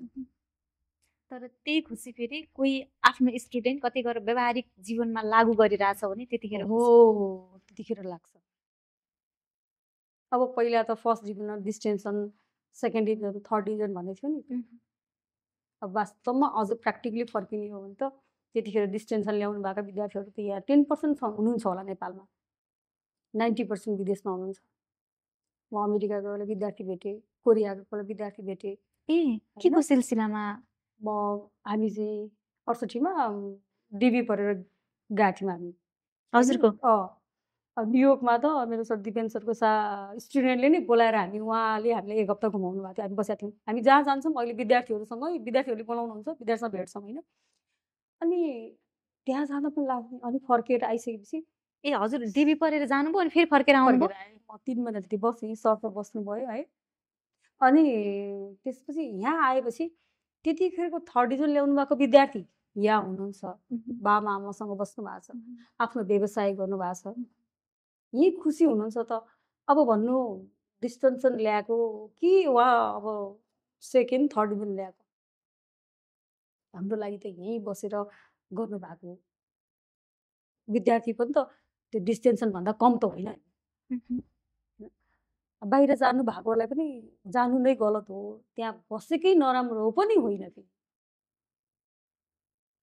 जो बाहिर हुनुहुन्छ नि त म्याम, यो जस्तो कस्तो भने धेरै मान्छेको लागि ड्रिम कन्ट्री युएस भनौँ न, त्यो जस्तो ठाउँ छोडेर हजुर नेपाल किन फर्किनु भयो? यस्तो छ, एउटा त स्कुल भइ नै हाल्यो होइन। अर्को फेरि हामी आफ्नो काम गरेको भएको हुनाले सिधै अब त्यो अप्ठ्यारो मान्नु पनि कुरै छैन। त्यो हाम्रो केही पनि सुरुमा त केही पनि मिलेन। किन मिलेन भने हाम्रो त्यो डिग्री कामै छैन, कामै छैन। त्यो के काम त्यो पास गरेको हो। अब जब त्यो देखिन्छ, भोगिन्छ नि त, बल्ल थाहा हुन्छ कि यो कागज भन्दा एउटा सिप ठुलो हो कि। बुझ्नु भएन? अब त्यहाँ जस्तो हामी दुईजना त केही पनि नआउनु। सरले त पछिल्लो समय एउटा यहाँबाट गएको भुटानीहरूको लागि त कम्युनिकेसन गराइदिने एउटा जब गर्नुभयो होइन। अब आफ्नो डिग्रीको त्यहाँ केही पनि छैन, गाडी चलाउन आउँदैन, भाषा राम्रोसँग आउँदैन, हामीले बोल्ने इङ्ग्लिस पाटो बोल्ने इङ्ग्लिस होइन। अब त्यो हाम्रो त्यति राम्रो इङ्ग्लिस अहिले पनि छैन भनेपछि त हामीसँग त केही पनि छैन। तर त्यहाँ गयो होइन, 3-4 महिना बसेखेरि सिप लिएर जानुभएको दिदीहरू हुनुहुन्थ्यो, जसले ब्युटिसियनको काम गरेर जानुभएको थियो। सिप थियो जसले पकाउने राम्रो सिप थियो। त्यहाँ इन्डियन रेस्टुरेन्ट ठुलो थियो, उहाँहरू अचार बनाउने कति राम्रो। अब हाम्रो त्यो के, हाम्रो पढाइले केही कमाउन सकेनौँ त, त्यो हाम्रो कमाइ कहीँ पनि काम लागेन त। अनि मलाई भने सिप ठुलो, सिप त चाहियो नि। अहिले यहाँ पनि त हामी पाउँदैनौँ नि त। जस्तो हजुरलाई अब कुनै पनि काम गर्ने मान्छे, एकदमै राम्रो बत्तीको काम गर्ने मान्छे चाहियो भने पाउँदैनौँ होइन। अब प्र्याक्टिकल्ली यो सिकाउनुहोस् भन्यो भने त्यस्तो मान्छेहरू पाउँदैनौँ नि त हामीले, सिप जानेको कि। अब अहिले पनि हामीलाई केही काम गर्नु पऱ्यो भने, इभन हाम्रो घरमा टाइल लगाउनु पऱ्यो भने पनि त इन्डियाबाट मिस्त्री आउनुपर्छ, राम्रो मिस्त्री होइन। त्यो पनि सिप ठुलो हो। अब अमेरिकाको त्यो एउटा फर्स्टमा चाहिँ आफ्नो त्यो योग्यता अनुसारको म्याचै भएन अनि अरू कुरा होइन। अनि जो यहाँ आफूले अरूलाई भनौँ न टिमसहित काम गरेको मान्छे, रोजगारी एउटा भनौँ न अब कमाइमा भए पनि रोजगारी दिएर बसेको मान्छे, आफूले त्यो काम गरेको मान्छे, त्यो एउटा हामीलाई खल्यो होइन। अनि त्यसपछि चाहिँ ठिक छ फेरि जाने भनेर फेरि आयो। उहाँ सरको केही समय बस्नुभयो। हजुर चाहिँ 3 महिनापछि ब्याक हुनुभयो। ब्याक भयो अनि फेरि गयो 2 वर्षपछि घुमेँ। त्यति बेला चाहिँ धेरै कुराहरू सिक्नुपर्छ, अब हेर्नुपर्छ। मलाई लाग्यो संसारमा कस्तो कस्तो विकास भएको छ हेर्न त एकचोटि सबैले अवसर पाएको भए त राम्रो हो। विकास पनि मतलब त्यो ठाउँमा म छु कि छैन जस्तो हुने के त्यति कहिलेकाहीँ त होइन। थुप्रै ठाउँहरू घुम्यौँ। त्यहाँको अब आफ्नो स्कुल भएको भएर यति ठुलो स्कुल त थिएन त्यतिखेर होइन। म फेरि दोस्रोचोटि 2070मा गएको थिएँ। त्यो बेलामा हेरेँ स्कुलहरू। अनि कस्तो एउटा सिकेँ भने फेरि नर्सरी क्लासकै लागि मास्टर्स गर्नु भएको हुँदो रहेछ कि टिचर जस्तो हामीले चाहिँ सर र एउटैमा पढ्दै गयौँ होइन, एउटा पछि पढ्दै गयो। तर त्यहाँ चाहिँ नर्सरी क्लासकै लागि त्यही लेभलमै उहाँले मास्टर्स गर्नु उहाँ नर्सरी क्लासकै लागि कि अरू क्लासको लागि अर्को क्लास 1 क्लास के छ अब त्यो सानो क्लासमा त्यस्तो राम्रो। त्यो युएसमै देखेको कुरा हजुरले कि अरू युएसमा होइन त्यहाँ। अनि त्यहाँ चाहिँ हाम्रो साथीहरूको जस्तो हामी त्यहाँ बस्यौँ, हामी त फ्री थियौँ अनि नजिकमा सबैकोमा बस्थ्यौँ। अब दसैँको बेला ग्यादरिङ हुन्थ्यो, अरू बेला पनि एउटा खाना बोलाउने, हामीले पनि बोलाउने होइन, आउनु भएको छ भने चाहिँ भेट्ने एकदमै। अनि त्यो बेलामा चाहिँ त्यो टिचरले नै त्यो क्लासको सफा पनि टिचरले गर्ने, बच्चाको टिफिनहरू पनि सबै टिचरले गरिदिने। किन त कति राम्रो हो त्यो। राम्रो कुराहरू धेरै छ त। अहिले हामी धेरै छ फेरि अहिले अब कतिजना त पश्चिमाहरूको धेरै संस्कारहरू भित्रियो भने राम्रो पनि त छ त उहाँहरूको। हामीले राम्रो नभित्रिया हो नि त होइन। अब हामीले अब नभएको चाहिँ एनिभर्सरी अथवा के छ नि त अहिले फङ्सनहरू हाम्रो नभएको त हामीले अब मनाउन थाल्यौँ होइन। हामीले मनायौँ भएको राम्रो कुराहरू लिनमा चाहिँ ल्याकिङ छ। त्यहाँ उनीहरू आफ्नो काम आफै गर्नुहुन्छ भन्ने कुरा हामीले त्यो मात्रै लागू गरेर त कति राम्रो पनि धेरै छ त। कस्तो राम्रो गर्नुहुन्छ। 2 वर्षपछि हजुर फेरि जानुभयो। त्यति बेला चाहिँ मैले धेरै कुराहरू बुझेँ, सिकेँ, थाहा पाएँ।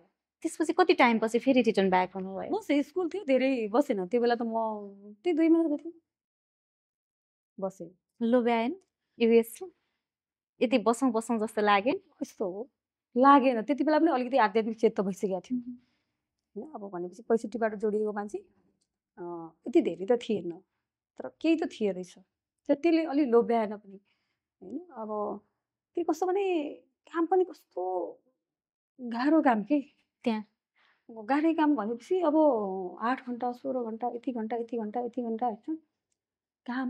अनि यहाँ जस्तो बसेर गफ गर्ने हो कि नै त्यो एउटा छुट्टै छ नि हाम्रो देशको त। ओहो जति जति म बाहिर जान्छु नि त्यति नि हुँदा पनि सम्झ्यो भने एकैछिन त मैले ध्यानमा पनि अस्ति भर्खर युरोप गएँ है जाडोमा 2 हप्ता जति युरोपतिर कि घुम्थ्यो। त्यहाँ बसेर एकछिन मर्निङमा आफ्नो साधना गर्दा पनि अब यसो यहाँ देश सम्झ्यो भने कहिले काहीँ बाँच्न आउने कि है त्यस्तो कि। जति जति अहिले बाहिर जान्छु नि अरू देश जान्छु नि वास्तवमा हाम्रो देश त यस्तो छ कि कुरै नभएर। किनभने अहिले होइन विदेशीहरू त अब एकदमै स्ट्रेस भएपछि त होइन इन्डिया नेपाल आउनुहुन्छ नि त होइन। गुरुहरूको उसमा फर्किनु भएको छ नि त उहाँहरू योगा भनेर अहिले कति विदेशमा गरिराख्नु भएको छ नि। सिप पनि त हजुरको अब हाम्रो योग सिकेरै त्यहाँ गएर योगा भनेर सिकाउनेहरू पनि त अहिले उहाँको एउटा एकदमै बढ्दो क्रममा छ। कति धेरै राम्रो इन्कम पनि भएको छ त। त्यतिखेर म 65 भइसकेको थिएँ। अब यहीँ बसेँ भने म अमेरिकै बसेँ भने मैले योगलाई नै अगाडि बढाउँछु भन्ने सोचेको थिएँ कि अरू काम त मबाट सम्भव थिएन होइन। योग नै गराउँदा के ल्याङ्ग्वेजमा समस्या भयो भने त अब जस गरेको देखेर पनि त गरिहाल्नुहुन्थ्यो। अब प्र्याक्टिस हुँदै जान्छ भन्ने मैले चाहिँ त्यो काम गर्छु होला भन्ने सोचेको थिएँ कि। भनेपछि योग त हामी जहाँ गए पनि काम लाग्ने रहेछ कि जसलाई पनि काम लाग्ने बच्चादेखि बुढोसम्मलाई। फेरि योग भने चाहिँ अब आसन प्राणायाम ध्यान यिनीहरूको बाटोबाट बल्ल योगमा पुग्ने हो कि। फेरि पहिला हामी योग भनेपछि त अब हामी सुरुमै एउटा केही आसनहरू गर्छौँ मतलब योग गरेका छौँ भन्छौँ त्यो होइन नि त। आसन प्राणायाम होइन ध्यानबाट यी विधिबाट योगमा पुग्ने हो कि। योग भनेर त्यो विज्ञानै हो। अनि हजुर चटक्क छोडेर चाहिँ कहिले आउनुभयो? अब चाहिँ बिचमा चाहिँ जाने आउने क्रम जारी थियो। गएपछि चाहिँ म गएन। त्यसपछि सर पनि यति रिटर्न हुनुभयो। उहाँ चाहिँ 3 पटकसम्म जानुभयो। अनि स्कुलले पनि तान्यो नि फेरि हामीलाई त। अर्को फेरि स्कुल भयो, बच्चाहरू हुनुभयो। यति राम्रो त यी सिकाउने काम गर्ने अवसर छ। अब हाम्रो काम कस्तो भने व्यवसाय पैसा पनि हुने र सिकाउनु पनि पाउने, आत्मसन्तुष्टि पनि धेरै भएको, सिकाउनु पनि पाउने। हेर्नु न, अब कुनैबाट व्यवसायबाट पैसा मात्रै आउँछ, तर यो त हामीलाई त जो पनि होइन शिक्षा क्षेत्रमा जोडिनु भएको छ। अब बच्चाहरूलाई क्लास गर्ने टिचरहरू पनि एकदमै राम्रो पेसामा हो कि। मैले त अब कति क्लासहरू टिचरबाट पनि क्लास गर्छु होइन, कहिले 1 दिनको, कहिले 2 दिन, 3 दिनको। त्यति बेला त हरेक पेसाको भनेको जननी भनेको गुरु हो। त्यसैले आफ्नो पेसामा गर्व गरी खुसी भई है पढाउनुपर्छ, सिकाउनुपर्छ भनेको मेरो एउटा भिडियो क्लिप एकजना हाम्रो गुरुआमाले खिचेर टिकटकमा राख्नु। उहाँले यो टिकटकको यति कति भ्युज भयो भन्नुहुन्थ्यो। त्यसैमा अनि अरूले भिडियो बनाउनु पर्यो कि सरकारी स्कुलको ड्रेस लगाएर त्यो भिडियो बन्यो, यति बन्यो भन्नुहुन्थ्यो कि। वास्तवमै हरेक पेसाको जननी भनेको गुरु। खुसी भएर पढाउनु पर्यो अनि आत्मसन्तुष्टि हुन्छ। जसले खुसी भएर पढाउनु भएको छ, जसले भित्रैबाट 100% बच्चालाई सिकाउनु भएको छ, उहाँ खुसी हुनुहुन्छ, उहाँ आफ्नो पेसामा गर्व गर्नुहुन्छ। जसले बच्चालाई सिकाउनमा त्यसरी भित्रैबाट कम सिकाउनु भएको छ, उहाँहरूलाई खुसी कहिले मिल्दैन। शिक्षामा जोडिन पाउनु भनेको त ठुलो सौभाग्य, अत्यन्त ठुलो सौभाग्य। अलिकति कुरा मैले अहिले यो भनौँ न विभिन्न किसिमका अपर्च्युनिटीहरूबाट वञ्चित भएको कारणले गर्दाखेरि अझै स्पेसल्ली युवा पुस्ताहरू वैदेशिक यात्राको जुन तय गर्नु भएको छ नि, त्यो एकदमै बढ्दो क्रममा छ। अब हजुरको पार्ट त अलिकति फरक थियो, किनभने अलरेडी हजुरले एउटा व्यवसाय सुरु गरिसक्नु भएको थियो। उहाँहरूलाई के भन्न चाहनुहुन्छ? उहाँहरूलाई बाहिर जाने एउटा अब समस्या छ होइन, अप्ठ्यारो छ, पारिवारिक अप्ठ्यारो छ। पहिला त हामीले एउटा सिप सिक्दा हुन्छ। जस्तो स्कुल पढ्दै 9 कक्षामा छोड्नु भएको छ, कसैले 11मा छोड्नु भएको छ, कसैले 12मा छोड्नु भएको छ। एउटा सिप सिक्नु भयो भने यही नै गर्न सक्नुहुन्छ। पहिलो कुरा त एउटा सिप सिक्नु पर्यो। अब त्यो डिग्री भन्दा पनि माथि हो है, मेरो आफ्नो व्यक्तिगत विचारमा चाहिँ लाग्न सक्छ, अरूलाई अब फरक लाग्न सक्छ।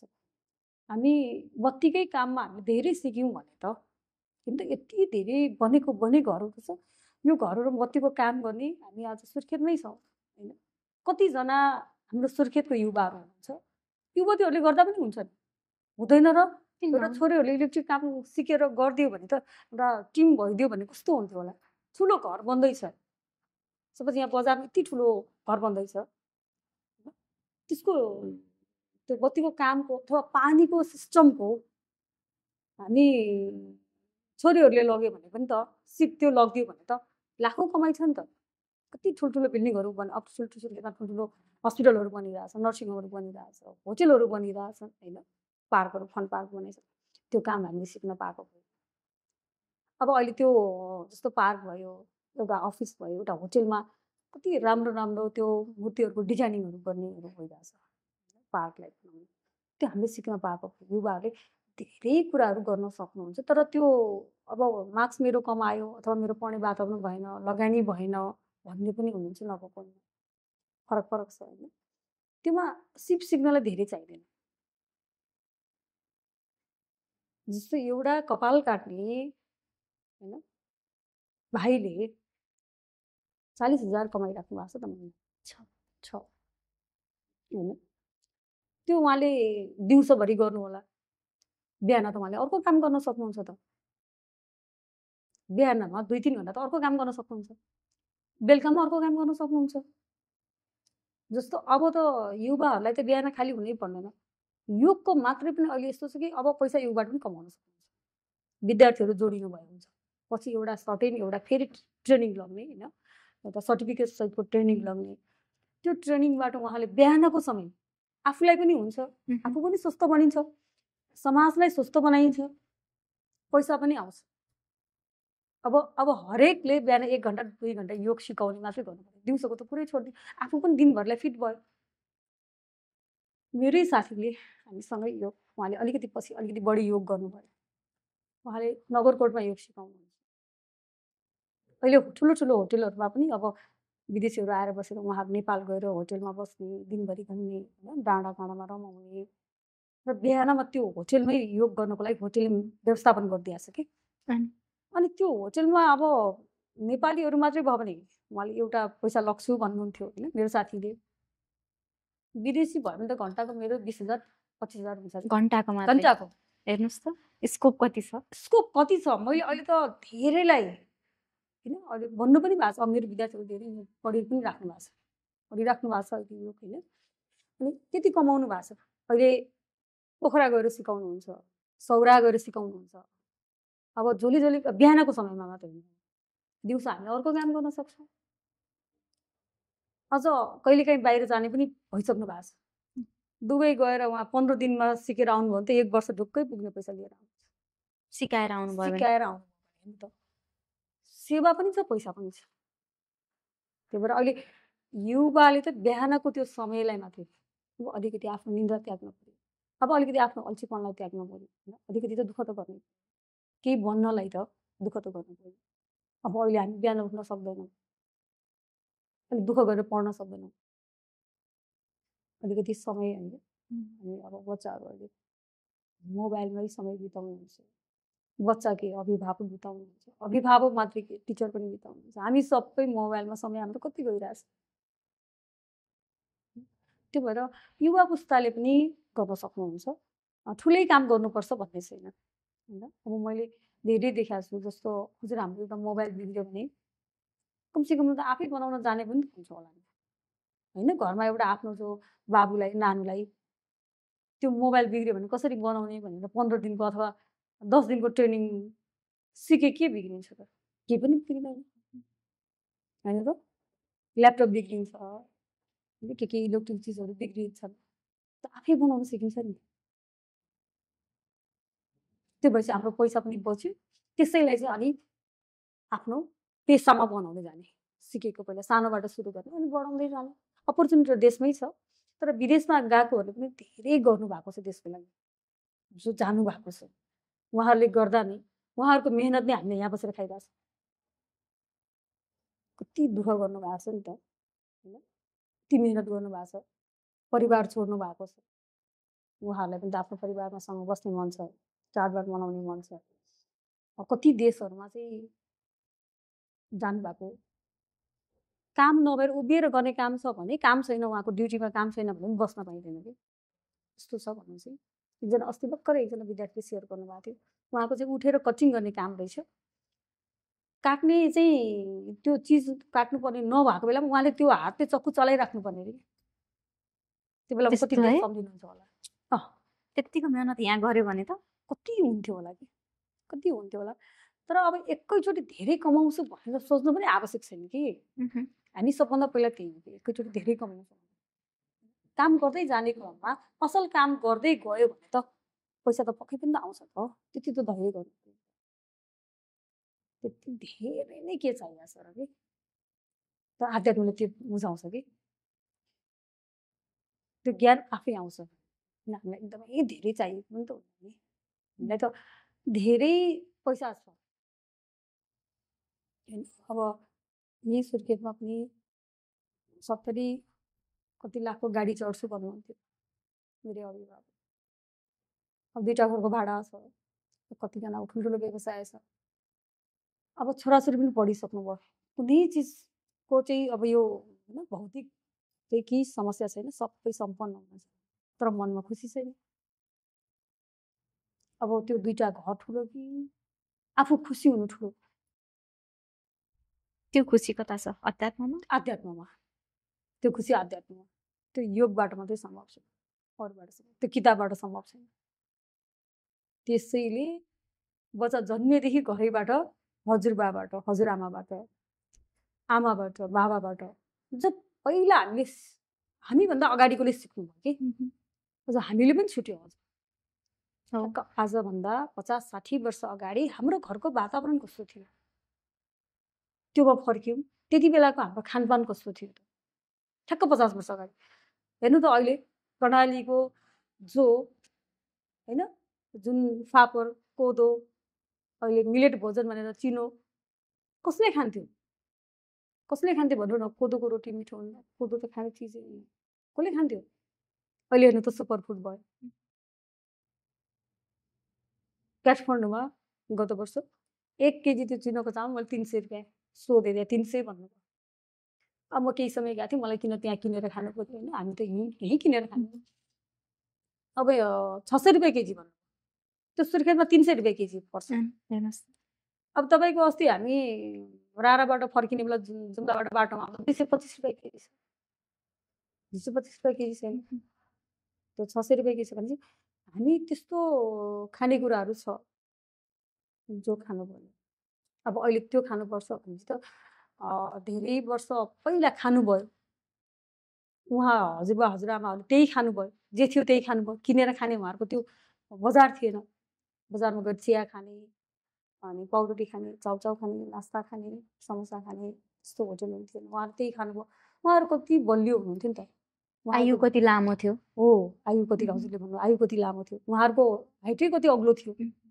शरीर हेर्नु न कत्रो शरीर हुन्थ्यो होइन त्यो आमाहरूको त अग्लो हुन्थ्यो पुरै शरीर यस्तो हेर्दा उहाँहरूको अनुहारमा केही पनि लाउनु हुन्थेन नि त अनुहार कति राम्रो थियो कुनै पनि चिजहरू कस्मेटिक पनि अनुहार कति राम्रो त्यस्तो हुन्थ्यो अब बिचमा हामी त्यो खानेकुरा मिठो भएन जब बजारको खाना थाल्यौँ हाम्रो बेलामा त त्यही आयो हामी त्यही खायौँ अनि अब हेर्नु अब यो जब आध्यात्म योगबाट जब खानपिन पनि जबसम्म हामी खानपिन चेन्ज गर्दैन तबसम्म केही जैसा अन्न ईसा मन होइन अनि त्यो खानेकुरा अहिले हाम्रो कर्णालीको खानेकुरा अब देशैभर त कस्तो खुसी लाग्छ अहिले देश मात्रै नभइकन टुरिस्टहरूले पनि त्यही खोज्छ भनौँ न विदेशतिर पनि एकदमै डिमान्डेड छ अहिले त जस्तो हजुर हामी सौरातिर घुम्न गयौँ बर्दियातिर हामी घुम्न गयौँ भने होइन त्यहाँ चाहिँ उहाँहरूले कोदोको ढिँडो विदेशीहरू पनि खाइराख्नु हुन्छ पोखरातिर जानु होइन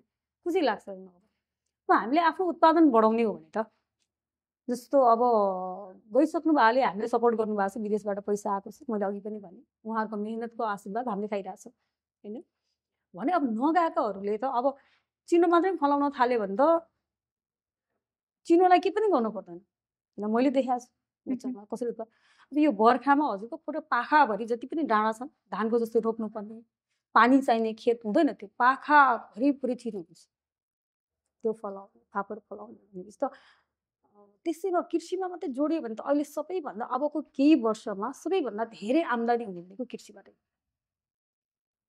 कृषिबाटै बिस्तारै हजुरको होइन मान्छेले कपडा कति लाउनुहुन्छ होइन एकचोटि कति महँगो लाउने आएको थियो अब सस्तो लाए पनि हुने भन्ने एउटा भइसक्यो होइन हामी सस्तो लाए पनि खुसी हुन्छौँ अहिले होइन हजुर हामी पहिला त एउटा तिज आउँदा एउटा साडीको लागि घरमा झगडा पऱ्यो होइन अब बजारमै त्यस्तो थियो नि यो लायो भन्ने एउटा थियो होइन हाम्रो आमाहरूको पालामा अब हाम्रो भर्खरको बेलामा भने अहिले सिम्पल लगाए पनि हुन्छ 200-300 आइसक्यो नि त्यो लाउँदा पनि खुसी हुँदो रहेछ नाच्यो भने खुसी हुने रहेछ होइन खुसी हुनलाई त त्यो महँगो साडीले खुसी त दिने रहन्छ त सस्तो साडीले पनि हामी खुसी हुँदो रहेछौँ त अब भनेपछि अब आफ्नै ठाउँमा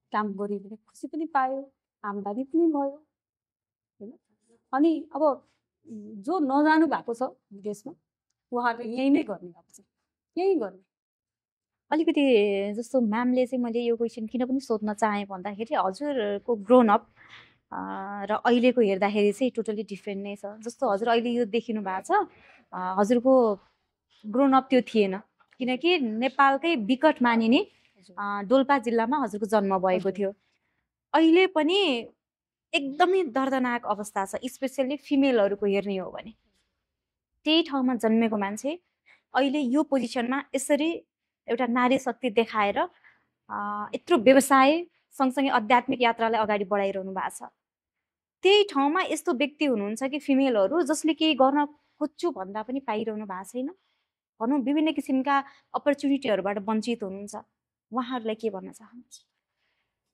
अब समस्याहरू धेरै छन्,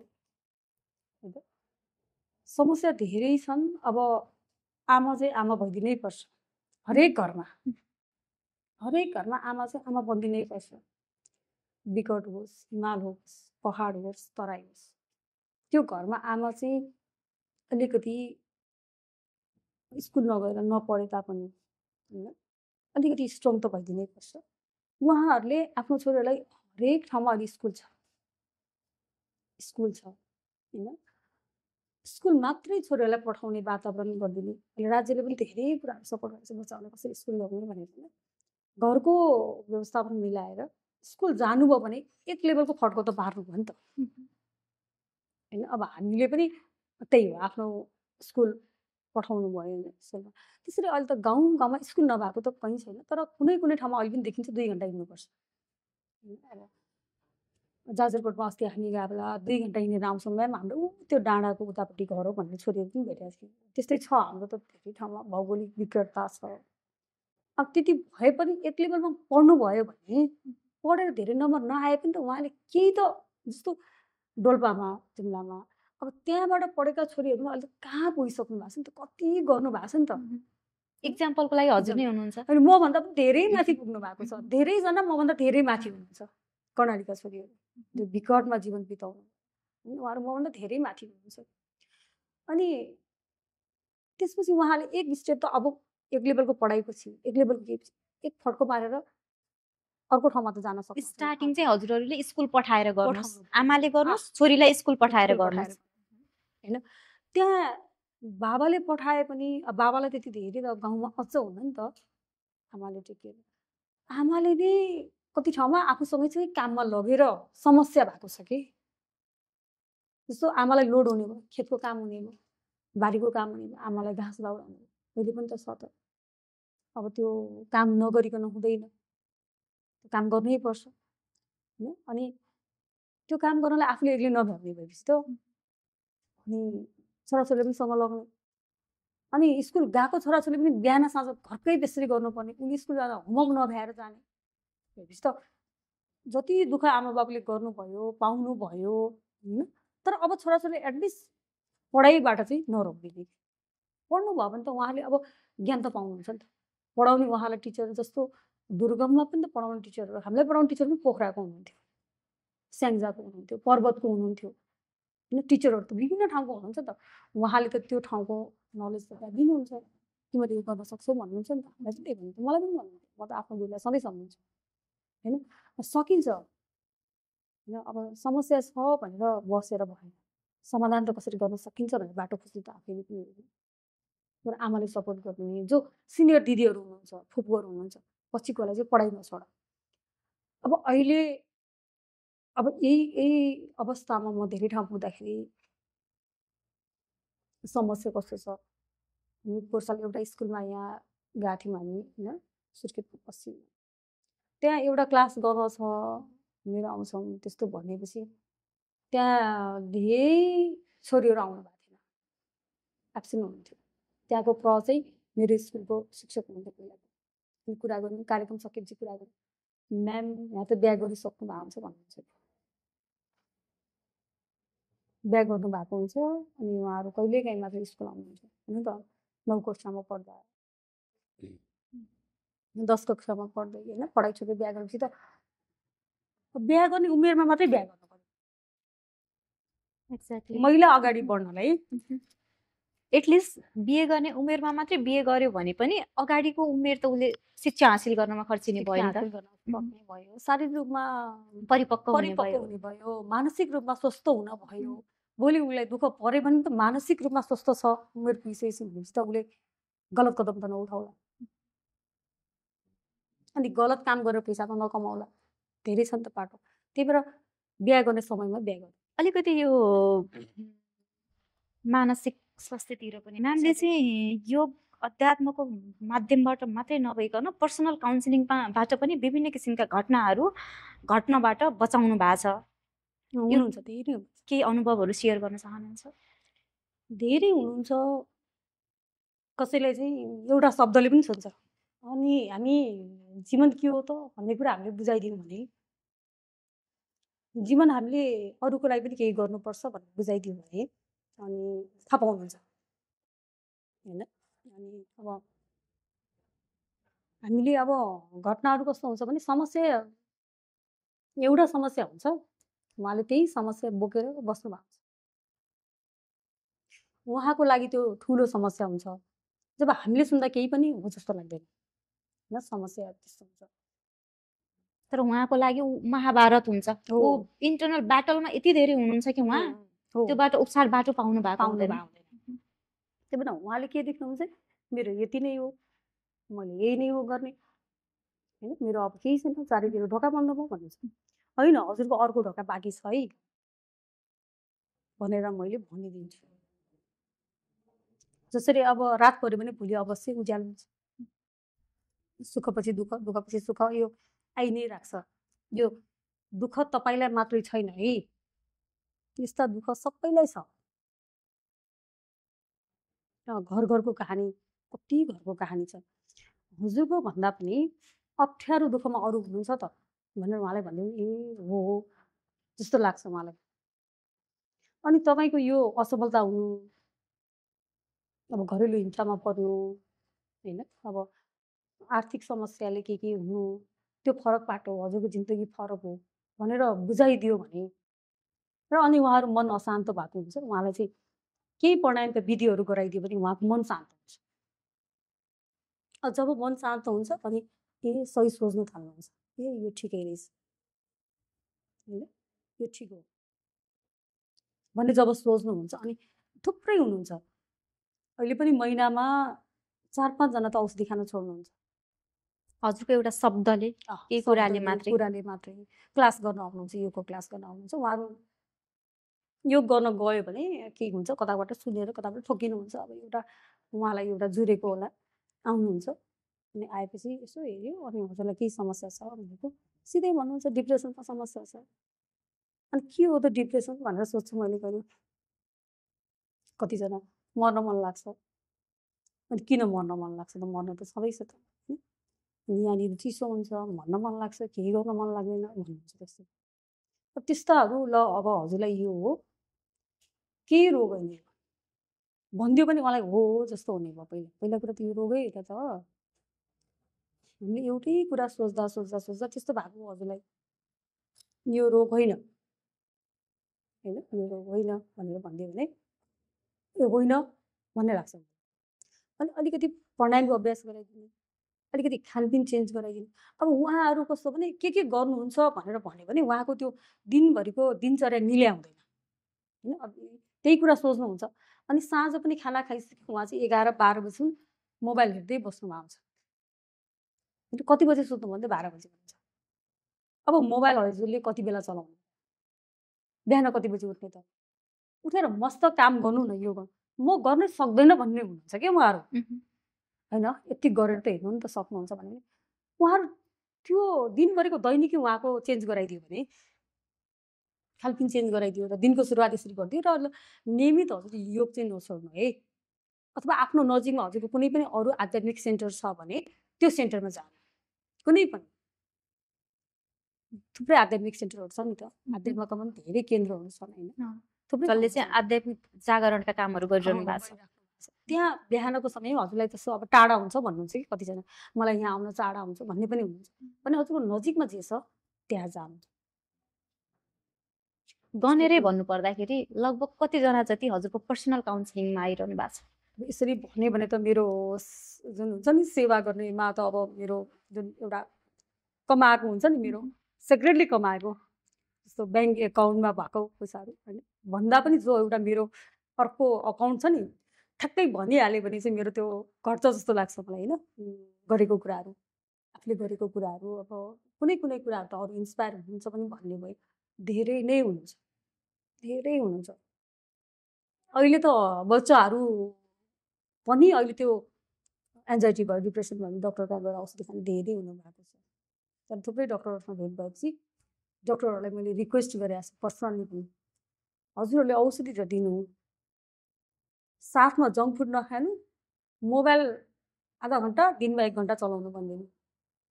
त्यति डक्टरलाई मैले रिक्वेस्ट गरेको छु, थुप्रै डक्टरलाई गरेको छु। जहाँ जहाँ अब जस्तो प्लेनमा जाँदा पनि कहिलेकाहीँ सिटमा डक्टर पढ्नु भयो भने अब कुरा हुन्छ एकछिन होइन, 1 घन्टाको फ्लाइटमा कहिलेकाहीँ अब कहिलेकाहीँ त ध्यान गरेर बसेर उडेर एकैछिनमा पुगिन्छ, एकैछिनमा होइन। अनि कहिलेकाहीँ अब कुरा गर्नुभयो, अब कुरा हुन्छ कहिलेकाहीँ होइन, सबैसँग त कहिलेकाहीँ हुँदैन नि। डक्टर पढ्नुभयो, अब अर्कै ठाउँको हुनुहुन्छ, अनि हजुरले चाहिँ यस्तो यस्तो काम गर्नु, तर बच्चाहरूलाई चाहिँ यसो यसो सिकाइदिनु न है। हो अहिले कति भन्नुहुन्छ कि कहिलेकाहीँ मेसेज गर्नुभएको हुन्छ, मैले त यो सिकाइरहेको छु है भन्नुहुन्छ कि। साथमा डक्टरहरूलाई औषधि पनि दिनु, के छ हजुरहरूको गर्नु सेवा, जस्तो हजुरहरूको विज्ञता त हामीसँग छैन होइन। डक्टरहरूको सेवा त आफ्नो ठाउँमा छ नि त, त्यो पनि कति ज्ञान हो नि त, कति तप गरेर कति मेहनत गरेर पढ्नु भएको छ नि त, त्यो पनि कति होइन, कति साइन्सको कुराहरू रिसर्च गरेर आएको कुराहरू छ नि, त्यो सानो कुरा त होइन नि त। तर साथमा औषधिको साथमा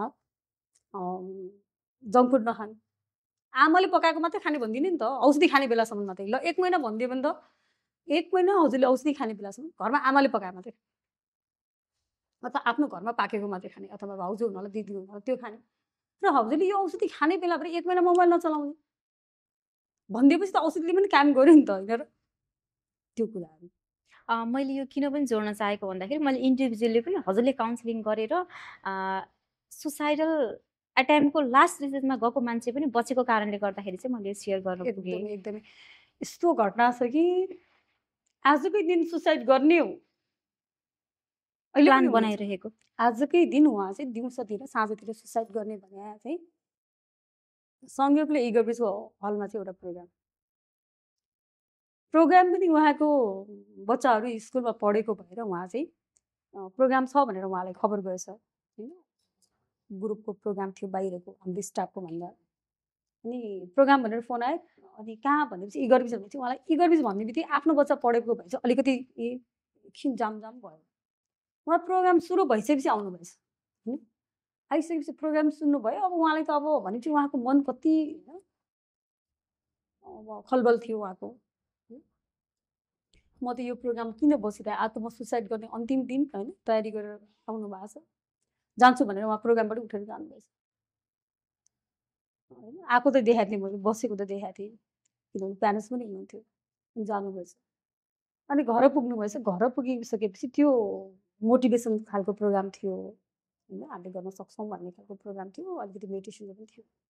अनि त्योमा चाहिँ दुःख आउँछ दुःख जान्छ, सुख आउँछ सुख पनि जान्छ। उहाँलाई त्यो कुरा त्यहाँ आयो अरे कि। अब आएपछि ओहो यति दुःखले त मैले आज ज्यान फाल्न लाग्छु होइन, अब त्यसपछि अब आज चाहिँ मर्दिनँ, अब भोलि पर्सि विचार गर्छु भन्ने भएछ। उहाँले त्यो दिन क्यान्सल गरेपछि आजको दिनमा पनि हुनुहुन्छ, आज उहाँको नाति नातिना बेसी होइन, आफ्नो बच्चाको बिहा यति खुसी हुनुहुन्छ, यति खुसी हुनुहुन्छ। आमा भन्नुहुन्छ मलाई अहिले, सयौँजना आमा भन्ने पाउँदाखेरि अब भित्री आनन्द चाहिँ त्यो लाग्ने रहेछ कि। विद्यार्थीले मात्र नगएर म त कपाल फुलिसकेको थियो, तर पनि तिमी चाहिँ मेरो गुरु नै हो भन्नुहुन्छ कि। म गुरु होइन, म गुरुको ज्ञान सिक्ने बाटोमै छु होइन। अनि गुरु हुनुहुन्छ है भनेर गुरुको आशीर्वाद गुरुको बाणीहरूले हाम्रो जीवनमा परिवर्तन हुन्छ है भनेर म सिकाउने मिडिएटर मात्रै हो, गुरु हुनुहुन्छ भनेर देखाउने मान्छे हो, गुरु चाहिँ त्यहाँसम्म हुन्छ है भनेर भन्छ। अनि यो धेरै हुनुहुन्छ अहिले, शारीरिक स्वास्थ्यभन्दा अहिले बढ्दो मानसिक स्वास्थ्य छ। यो कुरालाई अलिकति जोड्दै, जस्तो हजुरले यो विभिन्न किसिमका स्ट्राटेजीहरू बनाउनु भएको छ त्यो मलाई थाहा छ, जस्तो आध्यात्मिक जागरणको सिलसिलामा हजुरका फ्युचर प्लानहरू के छन् म्याम? फ्युचर प्लान, मेरो फ्युचर प्लान भनेपछि म यो धरतीमा बस्ने बेलासम्मको होइन सङ्कल्प मेरो, अब प्लान भन्दा पनि मेरो सङ्कल्प, हरेक घरमा बिहान योग हुनुपर्छ, हरेक घरमा योग हुनुपर्छ। हजुरबाले पनि योग गर्नुपर्छ, हजुरआमाले पनि योग गर्नु, घरमा जति फ्यामिलीसँगै एउटै फ्यामिली बस्छौँ प्रत्येक घरमा योग गर्नुपर्छ। योग गर्नलाई हामी भ्याउँदैनौँ भन्ने नै होइन नि, योग त हामीले बिहान गर्ने हो। जस्तो हामी 6 बजे उठ्छौँ र पो हामीलाई अरू काममा जानु परिहाल्छ, ढिलो हुन्छ, 7 बजे उठ्छौँ भ्याउँदैनौँ, 5 बजे पनि उठ्दैन भ्याउँदैनौँ भने त हामी त्योभन्दा अगाडि उठ्नु पऱ्यो। सबै परिवारले योग गर्नु, मेरो सङ्कल्प हरेक घरमा योग पुर्याउने। र दिनभरि आफ्नो काममा मस्त काम गर्ने, पढ्नेले पढ्ने, कमाउनेले मस्त काम गर्ने, होइन, मस्तसँग गर्ने। दिनभरि हामी जेमा आबद्ध छौँ, पेसा व्यवसाय श्रम जे छौँ, कलेज जाने आफ्नो आफ्नो काम गर्ने। आमाले पनि घरको काम मस्त गर्ने, दिनभरि काम गर्ने, आमाले पनि गर्ने नि। अब कति आमाहरू के भन्छ, हामी त हाम्रो पालामा गरिसकेका त छोरी भन्नुहुन्छ कि कुरा यहाँ आउँछ। अनि बेलुका के गर्ने त, साँझ सबै जम्मा हुने, मजासँग उत्सव मनाउने। हजुरलाई भजन मन पर्दैन, ठिक छ, एउटा राम्रो नेपाली गीत गाउन सक्नुहुन्छ, होइन, मौलिक लोक भाकाको गीत गाउनुहोस्, मस्तसँग नाच्न आउँदैन के त, आँखा बन्द गर्नुहोस्, मस्तले सपरिवार मस्तसँग नाच्नुहोस्। अब हामीलाई त्यो नाच्नलाई, रमाइलो गर्नलाई कहिलेकाहीँ पार्टी जानै पर्ने, होइन, होटेलमा गएर पार्टी गरेपछि नाचिन्छौँ। बेलुका घरमा मस्तसँग एकछिन उत्सव मनाउनुहोस्। अब भजन मन पर्दैन, सकिन्छ त भजन नै उत्सव गर्नु के छ। त्यसपछि बेलुकाको खाना सबैजना सँगै बसेर प्रसादको रूपमा खानु, धेरै खाना खानै परेन, प्रत्येक घर स्वस्थ, होइन, प्रत्येक घर स्वस्थ भइदियो भने त समाज स्वस्थ भइहाल्यो नि। हाम्रो अहिले लाखौँ पैसा के गएको छ औषधिमा विदेश गएको छ। हजुर कहिले काहीँ यसो लखनऊतिर जानुभयो भने हेर्नु त, जति पनि भेटिनुहुन्छ लखनऊ, हामी धेरै केही गर्न सकेनौँ, कसैले धेरै हामी गर्न सकेनौँ, उद्योग धन्दा गर्न सकेनौँ, कमाउन सकेनौँ। त्यही गर्नु आफ्नो शरीरलाई त ठिक राख्न सक्नु पऱ्यो नि त, स्वस्थ बनाउनु पऱ्यो। मेरो जिम्मेवारी पहिला त त्यो हो नि। त्यही त मेरो सङ्कल्प के भने प्रत्येक घरले योग गर्नु। त्यहाँ योग भन्नु तनाव कहाँ छ, एकले अर्कालाई स्वीकारिन्छ। अनि हामी के गर्छौँ, हाम्रो के भयो, एक लेभलसम्म बाबाआमाले दुःख गर्नुभयो, अब छोराछोरीको पालो अब छोराले गर्ने हो, त्यसपछि भयो बुहारी आइसक्यो बुहारीले गर्ने हो, उहाँहरू के गर्नुभयो, बस्नुभयो। शरीर त चलाइराख्नु पर्ने हो नि त। विदेशको राम्रो कुरा सिकाउँ त हामी 70-80 वर्षसम्म उहाँहरू युवा भनेर काम गर्ने, हामी चाहिँ 50 वर्षमा बुहारी ल्यायो भने हामी काम नगर्ने, व्यवहारमा लागु। अनि जब गर्नु भएन, होइन, अनि उहाँ के गर्नु भने बस्नु भने भयो, रिमोटमा बस्नु भने भयो। अब काम जति अरूले गर्ने भयो, मैले त मेरो पालामा गरिहालेँ। अनि उहाँको शरीर त बिग्रिने भयो, रोग पाल्ने काम भयो। जब बस्नुभयो, अब देख्नु भएको छ एक लेभलमा ठ्याक्क बिरामी कहाँ सुरु भएको छ अहिले। ठ्याक्कै आमा दिदी बहिनीहरूको ठ्याक्क म क्लास गर्छु, कहिलेकाहीँ सहकारीको, कहिलेकाहीँ मैले, सबजना अब के भइसक्यो, उहाँको छोराछोरीहरू पढिसके, कमाउने भइसक्यो, अनि उहाँ त विश्राममा जानुभयो त। शरीर त चलाइराख्ने के, ठिक छ, घरको हजुरले अब त्यति धेरै दुःख त गर्नु पर्दैन, जिम्मेवारी छोरा उहाँहरूले पनि गर्नुपर्छ, नगर्ने भने अब, तर आफू पनि क्रियाशील भइराख्नु पर्यो, काम गरिराख्नु पर्यो, छोड्नु पर्ने कि अब यो काम उसको हो, छोरीको हो, होइन, मेरो छोरी भएपछि छोरीले गर्छ। अब यत्रो छोरी ठुलो भएपछि मैले खाना कति पकाउनु, नपकाउनु होइन कि सँगै पकाउनु, कि सँगै त गर्न सकिन्छ नि त। जसरी छोरीसँग सँगै गर्न सकिन्छ, बुहारीसँग पनि सँगै गर्न पर्यो। दुईजनाको के भयो, शरीर सँगै भयो, प्रेम पनि बढ्यो। जहाँ प्रेम छैन त त्यहाँ त खुसी नै हुँदैन फेरि। त्यही भएर अब शरीर चलाउनु भयो। यस्तै प्रसङ्ग म प्रशान्ति वृद्धाश्रममा गर्ने क्लास त धेरै वर्ष अगाडि आमाहरूलाई यति छोएछ, मैले विद्यार्थीलाई बाबा आमा के हुनुहुन्छ भनेर विद्यार्थीलाई क्लास गर्छु, बाबा आमालाई छोराछोरी के हुनुहुन्छ, अमूल्य तपाईँको सम्पत्ति भनेर छोराछोरी हुनुहुन्छ क्लास गर्छु।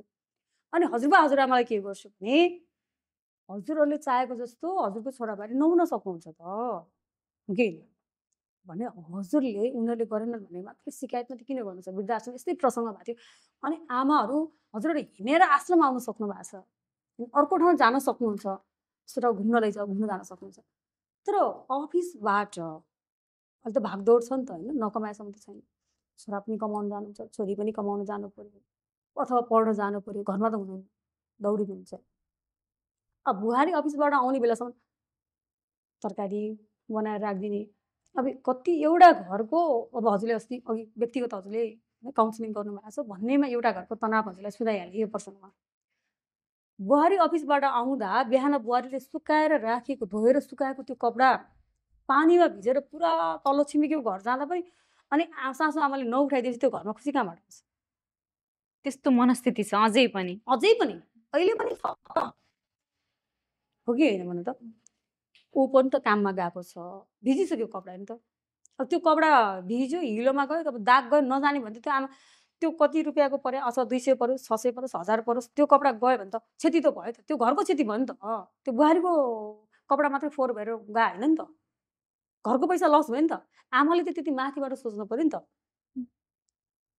ऊ अफिसबाट थाकेर आउँछ आफूले गर्न सक्ने जति गरिदियो भने त ओके अब अहिले नयाँकोहरूले त्यो नगर्नु होला उहाँले नगरे पनि त हजुरले त गर्नै पर्छ भनेर मैले भन्छु कि ठिक छ उहाँले गर्नु भएन ठिक छ तर हजुरले किन छोड्नु भयो त जस्तो अर्को संस्कारबाट आउनुभएको हुन्छ अर्को घरबाट आउनुभएको हुन्छ उहाँको हुर्काइ बढाइ पढाइ अर्कै हुन्छ होइन अथवा छोरी हुँदाखेरिको त अब एउटा हुन्छ नि त एउटा सबैले हामीले थाहा पाएको छौँ नि फरक हुन्छ नि त होइन जसरी तपाईँको छोरीलाई हुर्काइरहनु भएको छ ऊ पनि त्यसरी नै हुर्किएर आएको हो नि भन्नु त होइन कसरी कस्तो छ भने त्यो त यस्तो कल्पनाभन्दा बाहिरको कुरा हो नि त होइन कसरी त्यसरी अनि ऊ आएकोलाई त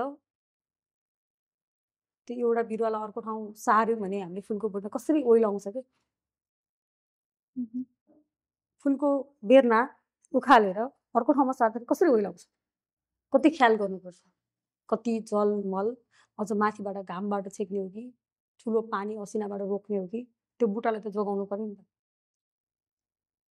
अझ मान्छे के अझ 20 वर्ष 25 वर्ष एउटा संस्कारमा एउटा घरमा होइन बाबा आमाको आँखाको नानी भएर बसेको बच्चा एकैचोटि त्यो घरमा आएको छ त्यो घरले नबुझ्दाखेरि अहिले घर घरमा को छ त समस्यामा भर्खरको युवा जो बिहा भएर आउनु भएको छ उहाँ छोरीहरू डिप्रेसनमा हुनुहुन्छ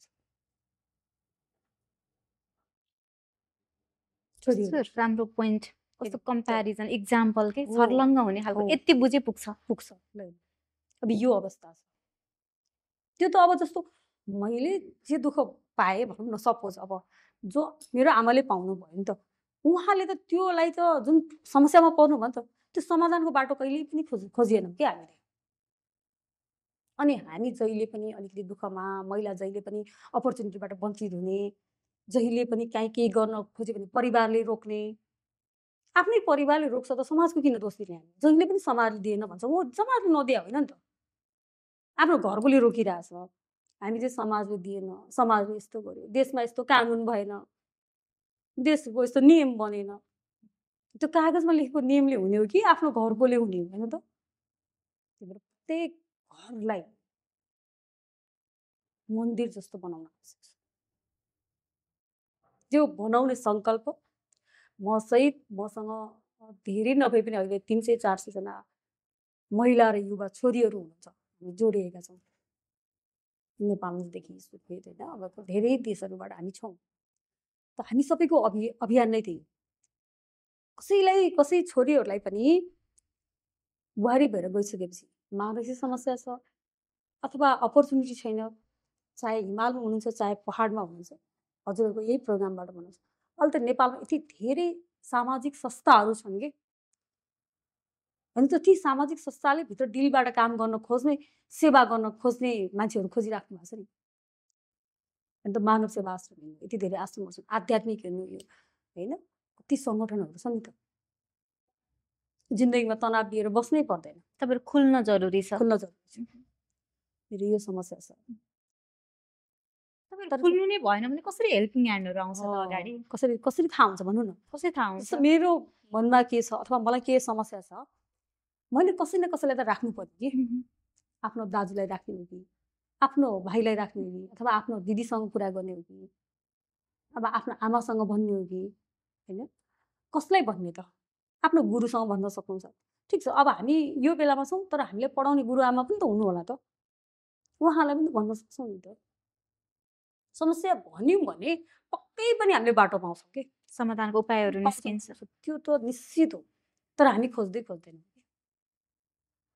अब यही जनै पूर्णिमामा नेपालमा कति लाखको जनै बनाएर आम्दानी गर्नुभयो भन्ने अस्ति एउटा न्युज थियो होइन त कति छ नि त भन्नु न अब अहिले त धेरै गरिराख्नु भएको छ युवाहरूले हामीले त्यस्तो गर्न सक्छ अब धेरै युवा जोडिनु भएको छ जस्तो अब हाम्रो कति करोडको फुल बाहिरबाट भित्रिन्छ देशमा होइन आजभन्दा 7-8 वर्ष अगाडि पेट्रोलमा एउटा रिसर्च थियो त्यो रिसर्चबाट निकालेको कुरा दिनमा 1 करोडभन्दा बढीको कागती खपत हुन्छ त्यो कागती कहाँबाट आउँछ? भारतबाट आउँछ।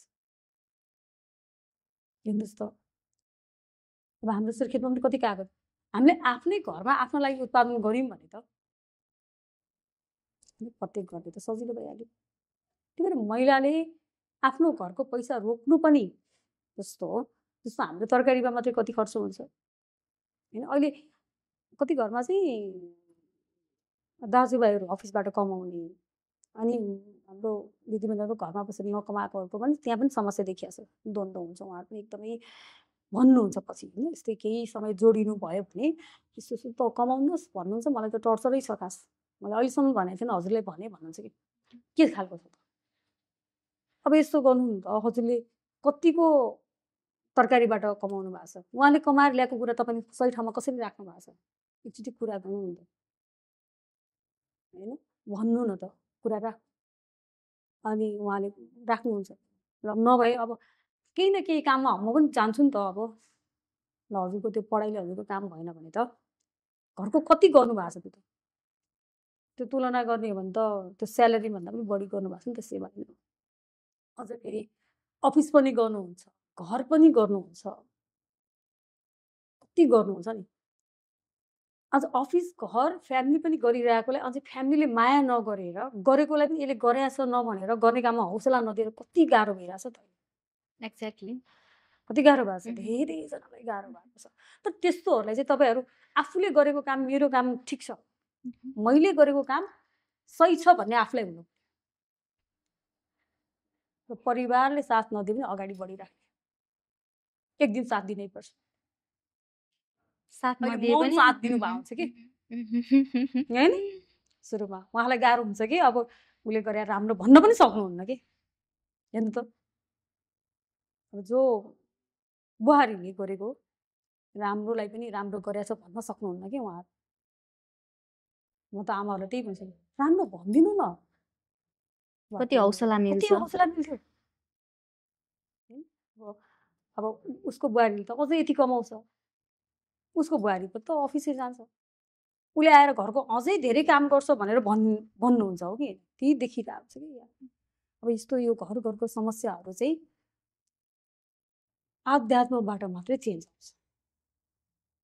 पढ्न त अब आमा पनि पढेकै होइन, सासू आमा पनि पढेकै, दिदी अमाजु दिदी पनि पढेकै, देवर पनि पढेकै, जेठाजी जाजु पनि। झन् त्यस्तो एजुकेटेड फ्यामिलीमा अलि धेरै हो कि जस्तो पनि लाग्छ जस्तो हेर्दाखेरि। हजुरले सही भन्नु पनि।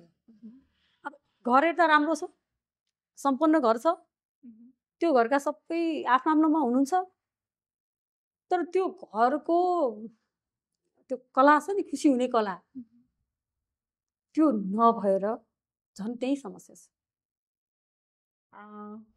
अब म्यामले बुक पनि लेखिसक्नु भएको छ होइन, अनि त्यो बुक मैले पनि पाएको थिएँ संयोगवश।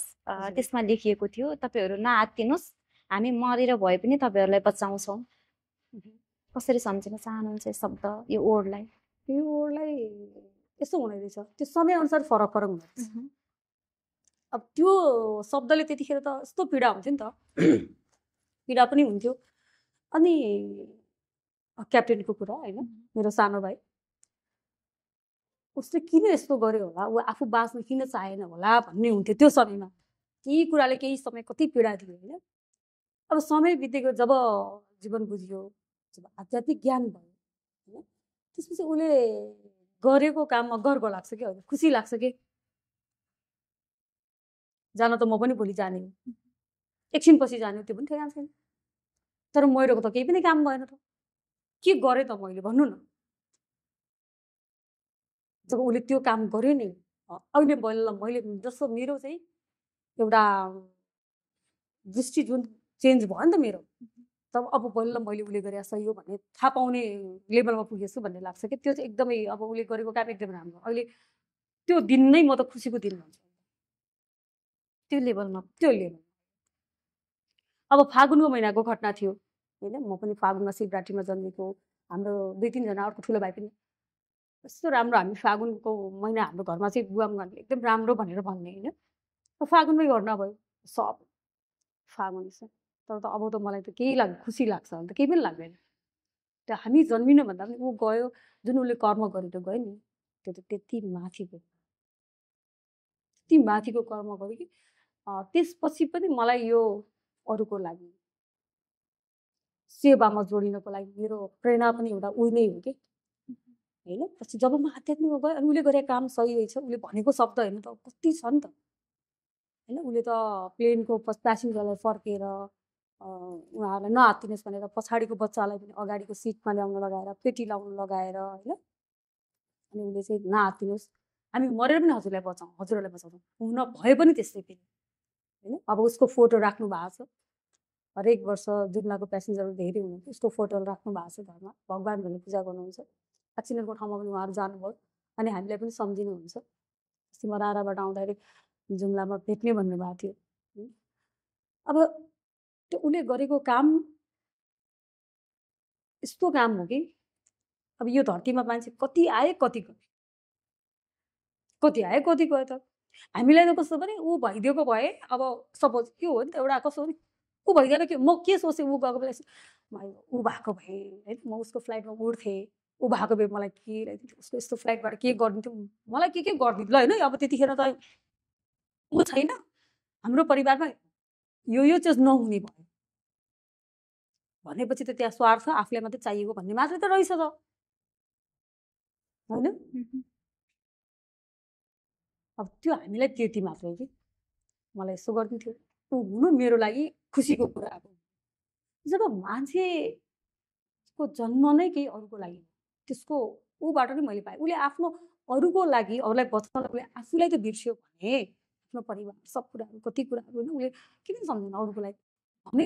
अब हामी बाँचिरहेको मान्छे पनि अलि समाजको लागि अथवा जसलाई जे अप्ठ्यारो छ, मैले पनि धेरै केही काम गर्न सकेको छैन, गरेका छैन भन्दा पनि हुन्छ, म अब त्यो हुन्छ। तर अलिकति पनि अरूको लागि गरेन भने त के जीवन भयो त, म त उसको दिज्जु पनि कसरी भयो जस्तो हुन्छ क्या अनुभूति। हजुरलाई हामीलाई मात्रै नभइकन क्याप्टेन दिनेश न्यौपानेले एकदमै ठुलो लेसन सिकाएर जानुभयो। त्यो घटनाबाट हामी त्यो सिक्न सक्छौँ। एकदमै यो जीवन त क्षणिक छ नि त, हामी जाँदैमा छौँ सबैजना। आउने केही समय अगाडि थाहा हुन्छ यो धरतीमा भने, जाने त थाहा हुँदैन होइन। हामी हिँड्दै पनि जान्छौँ, बोल्दै पनि जान्छौँ, गाडीमा गुड्दै पनि जान्छौँ, बाटोमा पैदल यात्रा गरिरहेको बेला पछाडिबाट अर्कोले केहीले ठोकिदिएर त्यति बेला पनि जान्छौँ, भुइँचालो आएर पनि जान्छौँ, बाढीमा पनि जान्छौँ, जान त जान्छौँ तर कति बेला जान्छौँ त्यो पनि थाहा छैन। भनेपछि त सेवा यसरी गर्न पऱ्यो कि त अब त मन सेवा गर्न यति नै हो कि त भनेर गर्न पऱ्यो। र अर्को कुरा फेरि काम गर्ने बेलामा मैले यसरी काम गर्न छ कि मलाई यति धेरै चाहिनेवाला छ, त्यसरी काम गर्न पऱ्यो कि दुईवटा कुरा सँगसँगै रहेर जानु। सेवै गर्ने म अहिले हिँड्यो भने त सबै भएको कुराहरू त गर्न पनि भएन, फेरि त्यो पनि छ। तर कमाउने कुरामा पनि त्यसरी कमाउनु पऱ्यो, लाग्न पऱ्यो।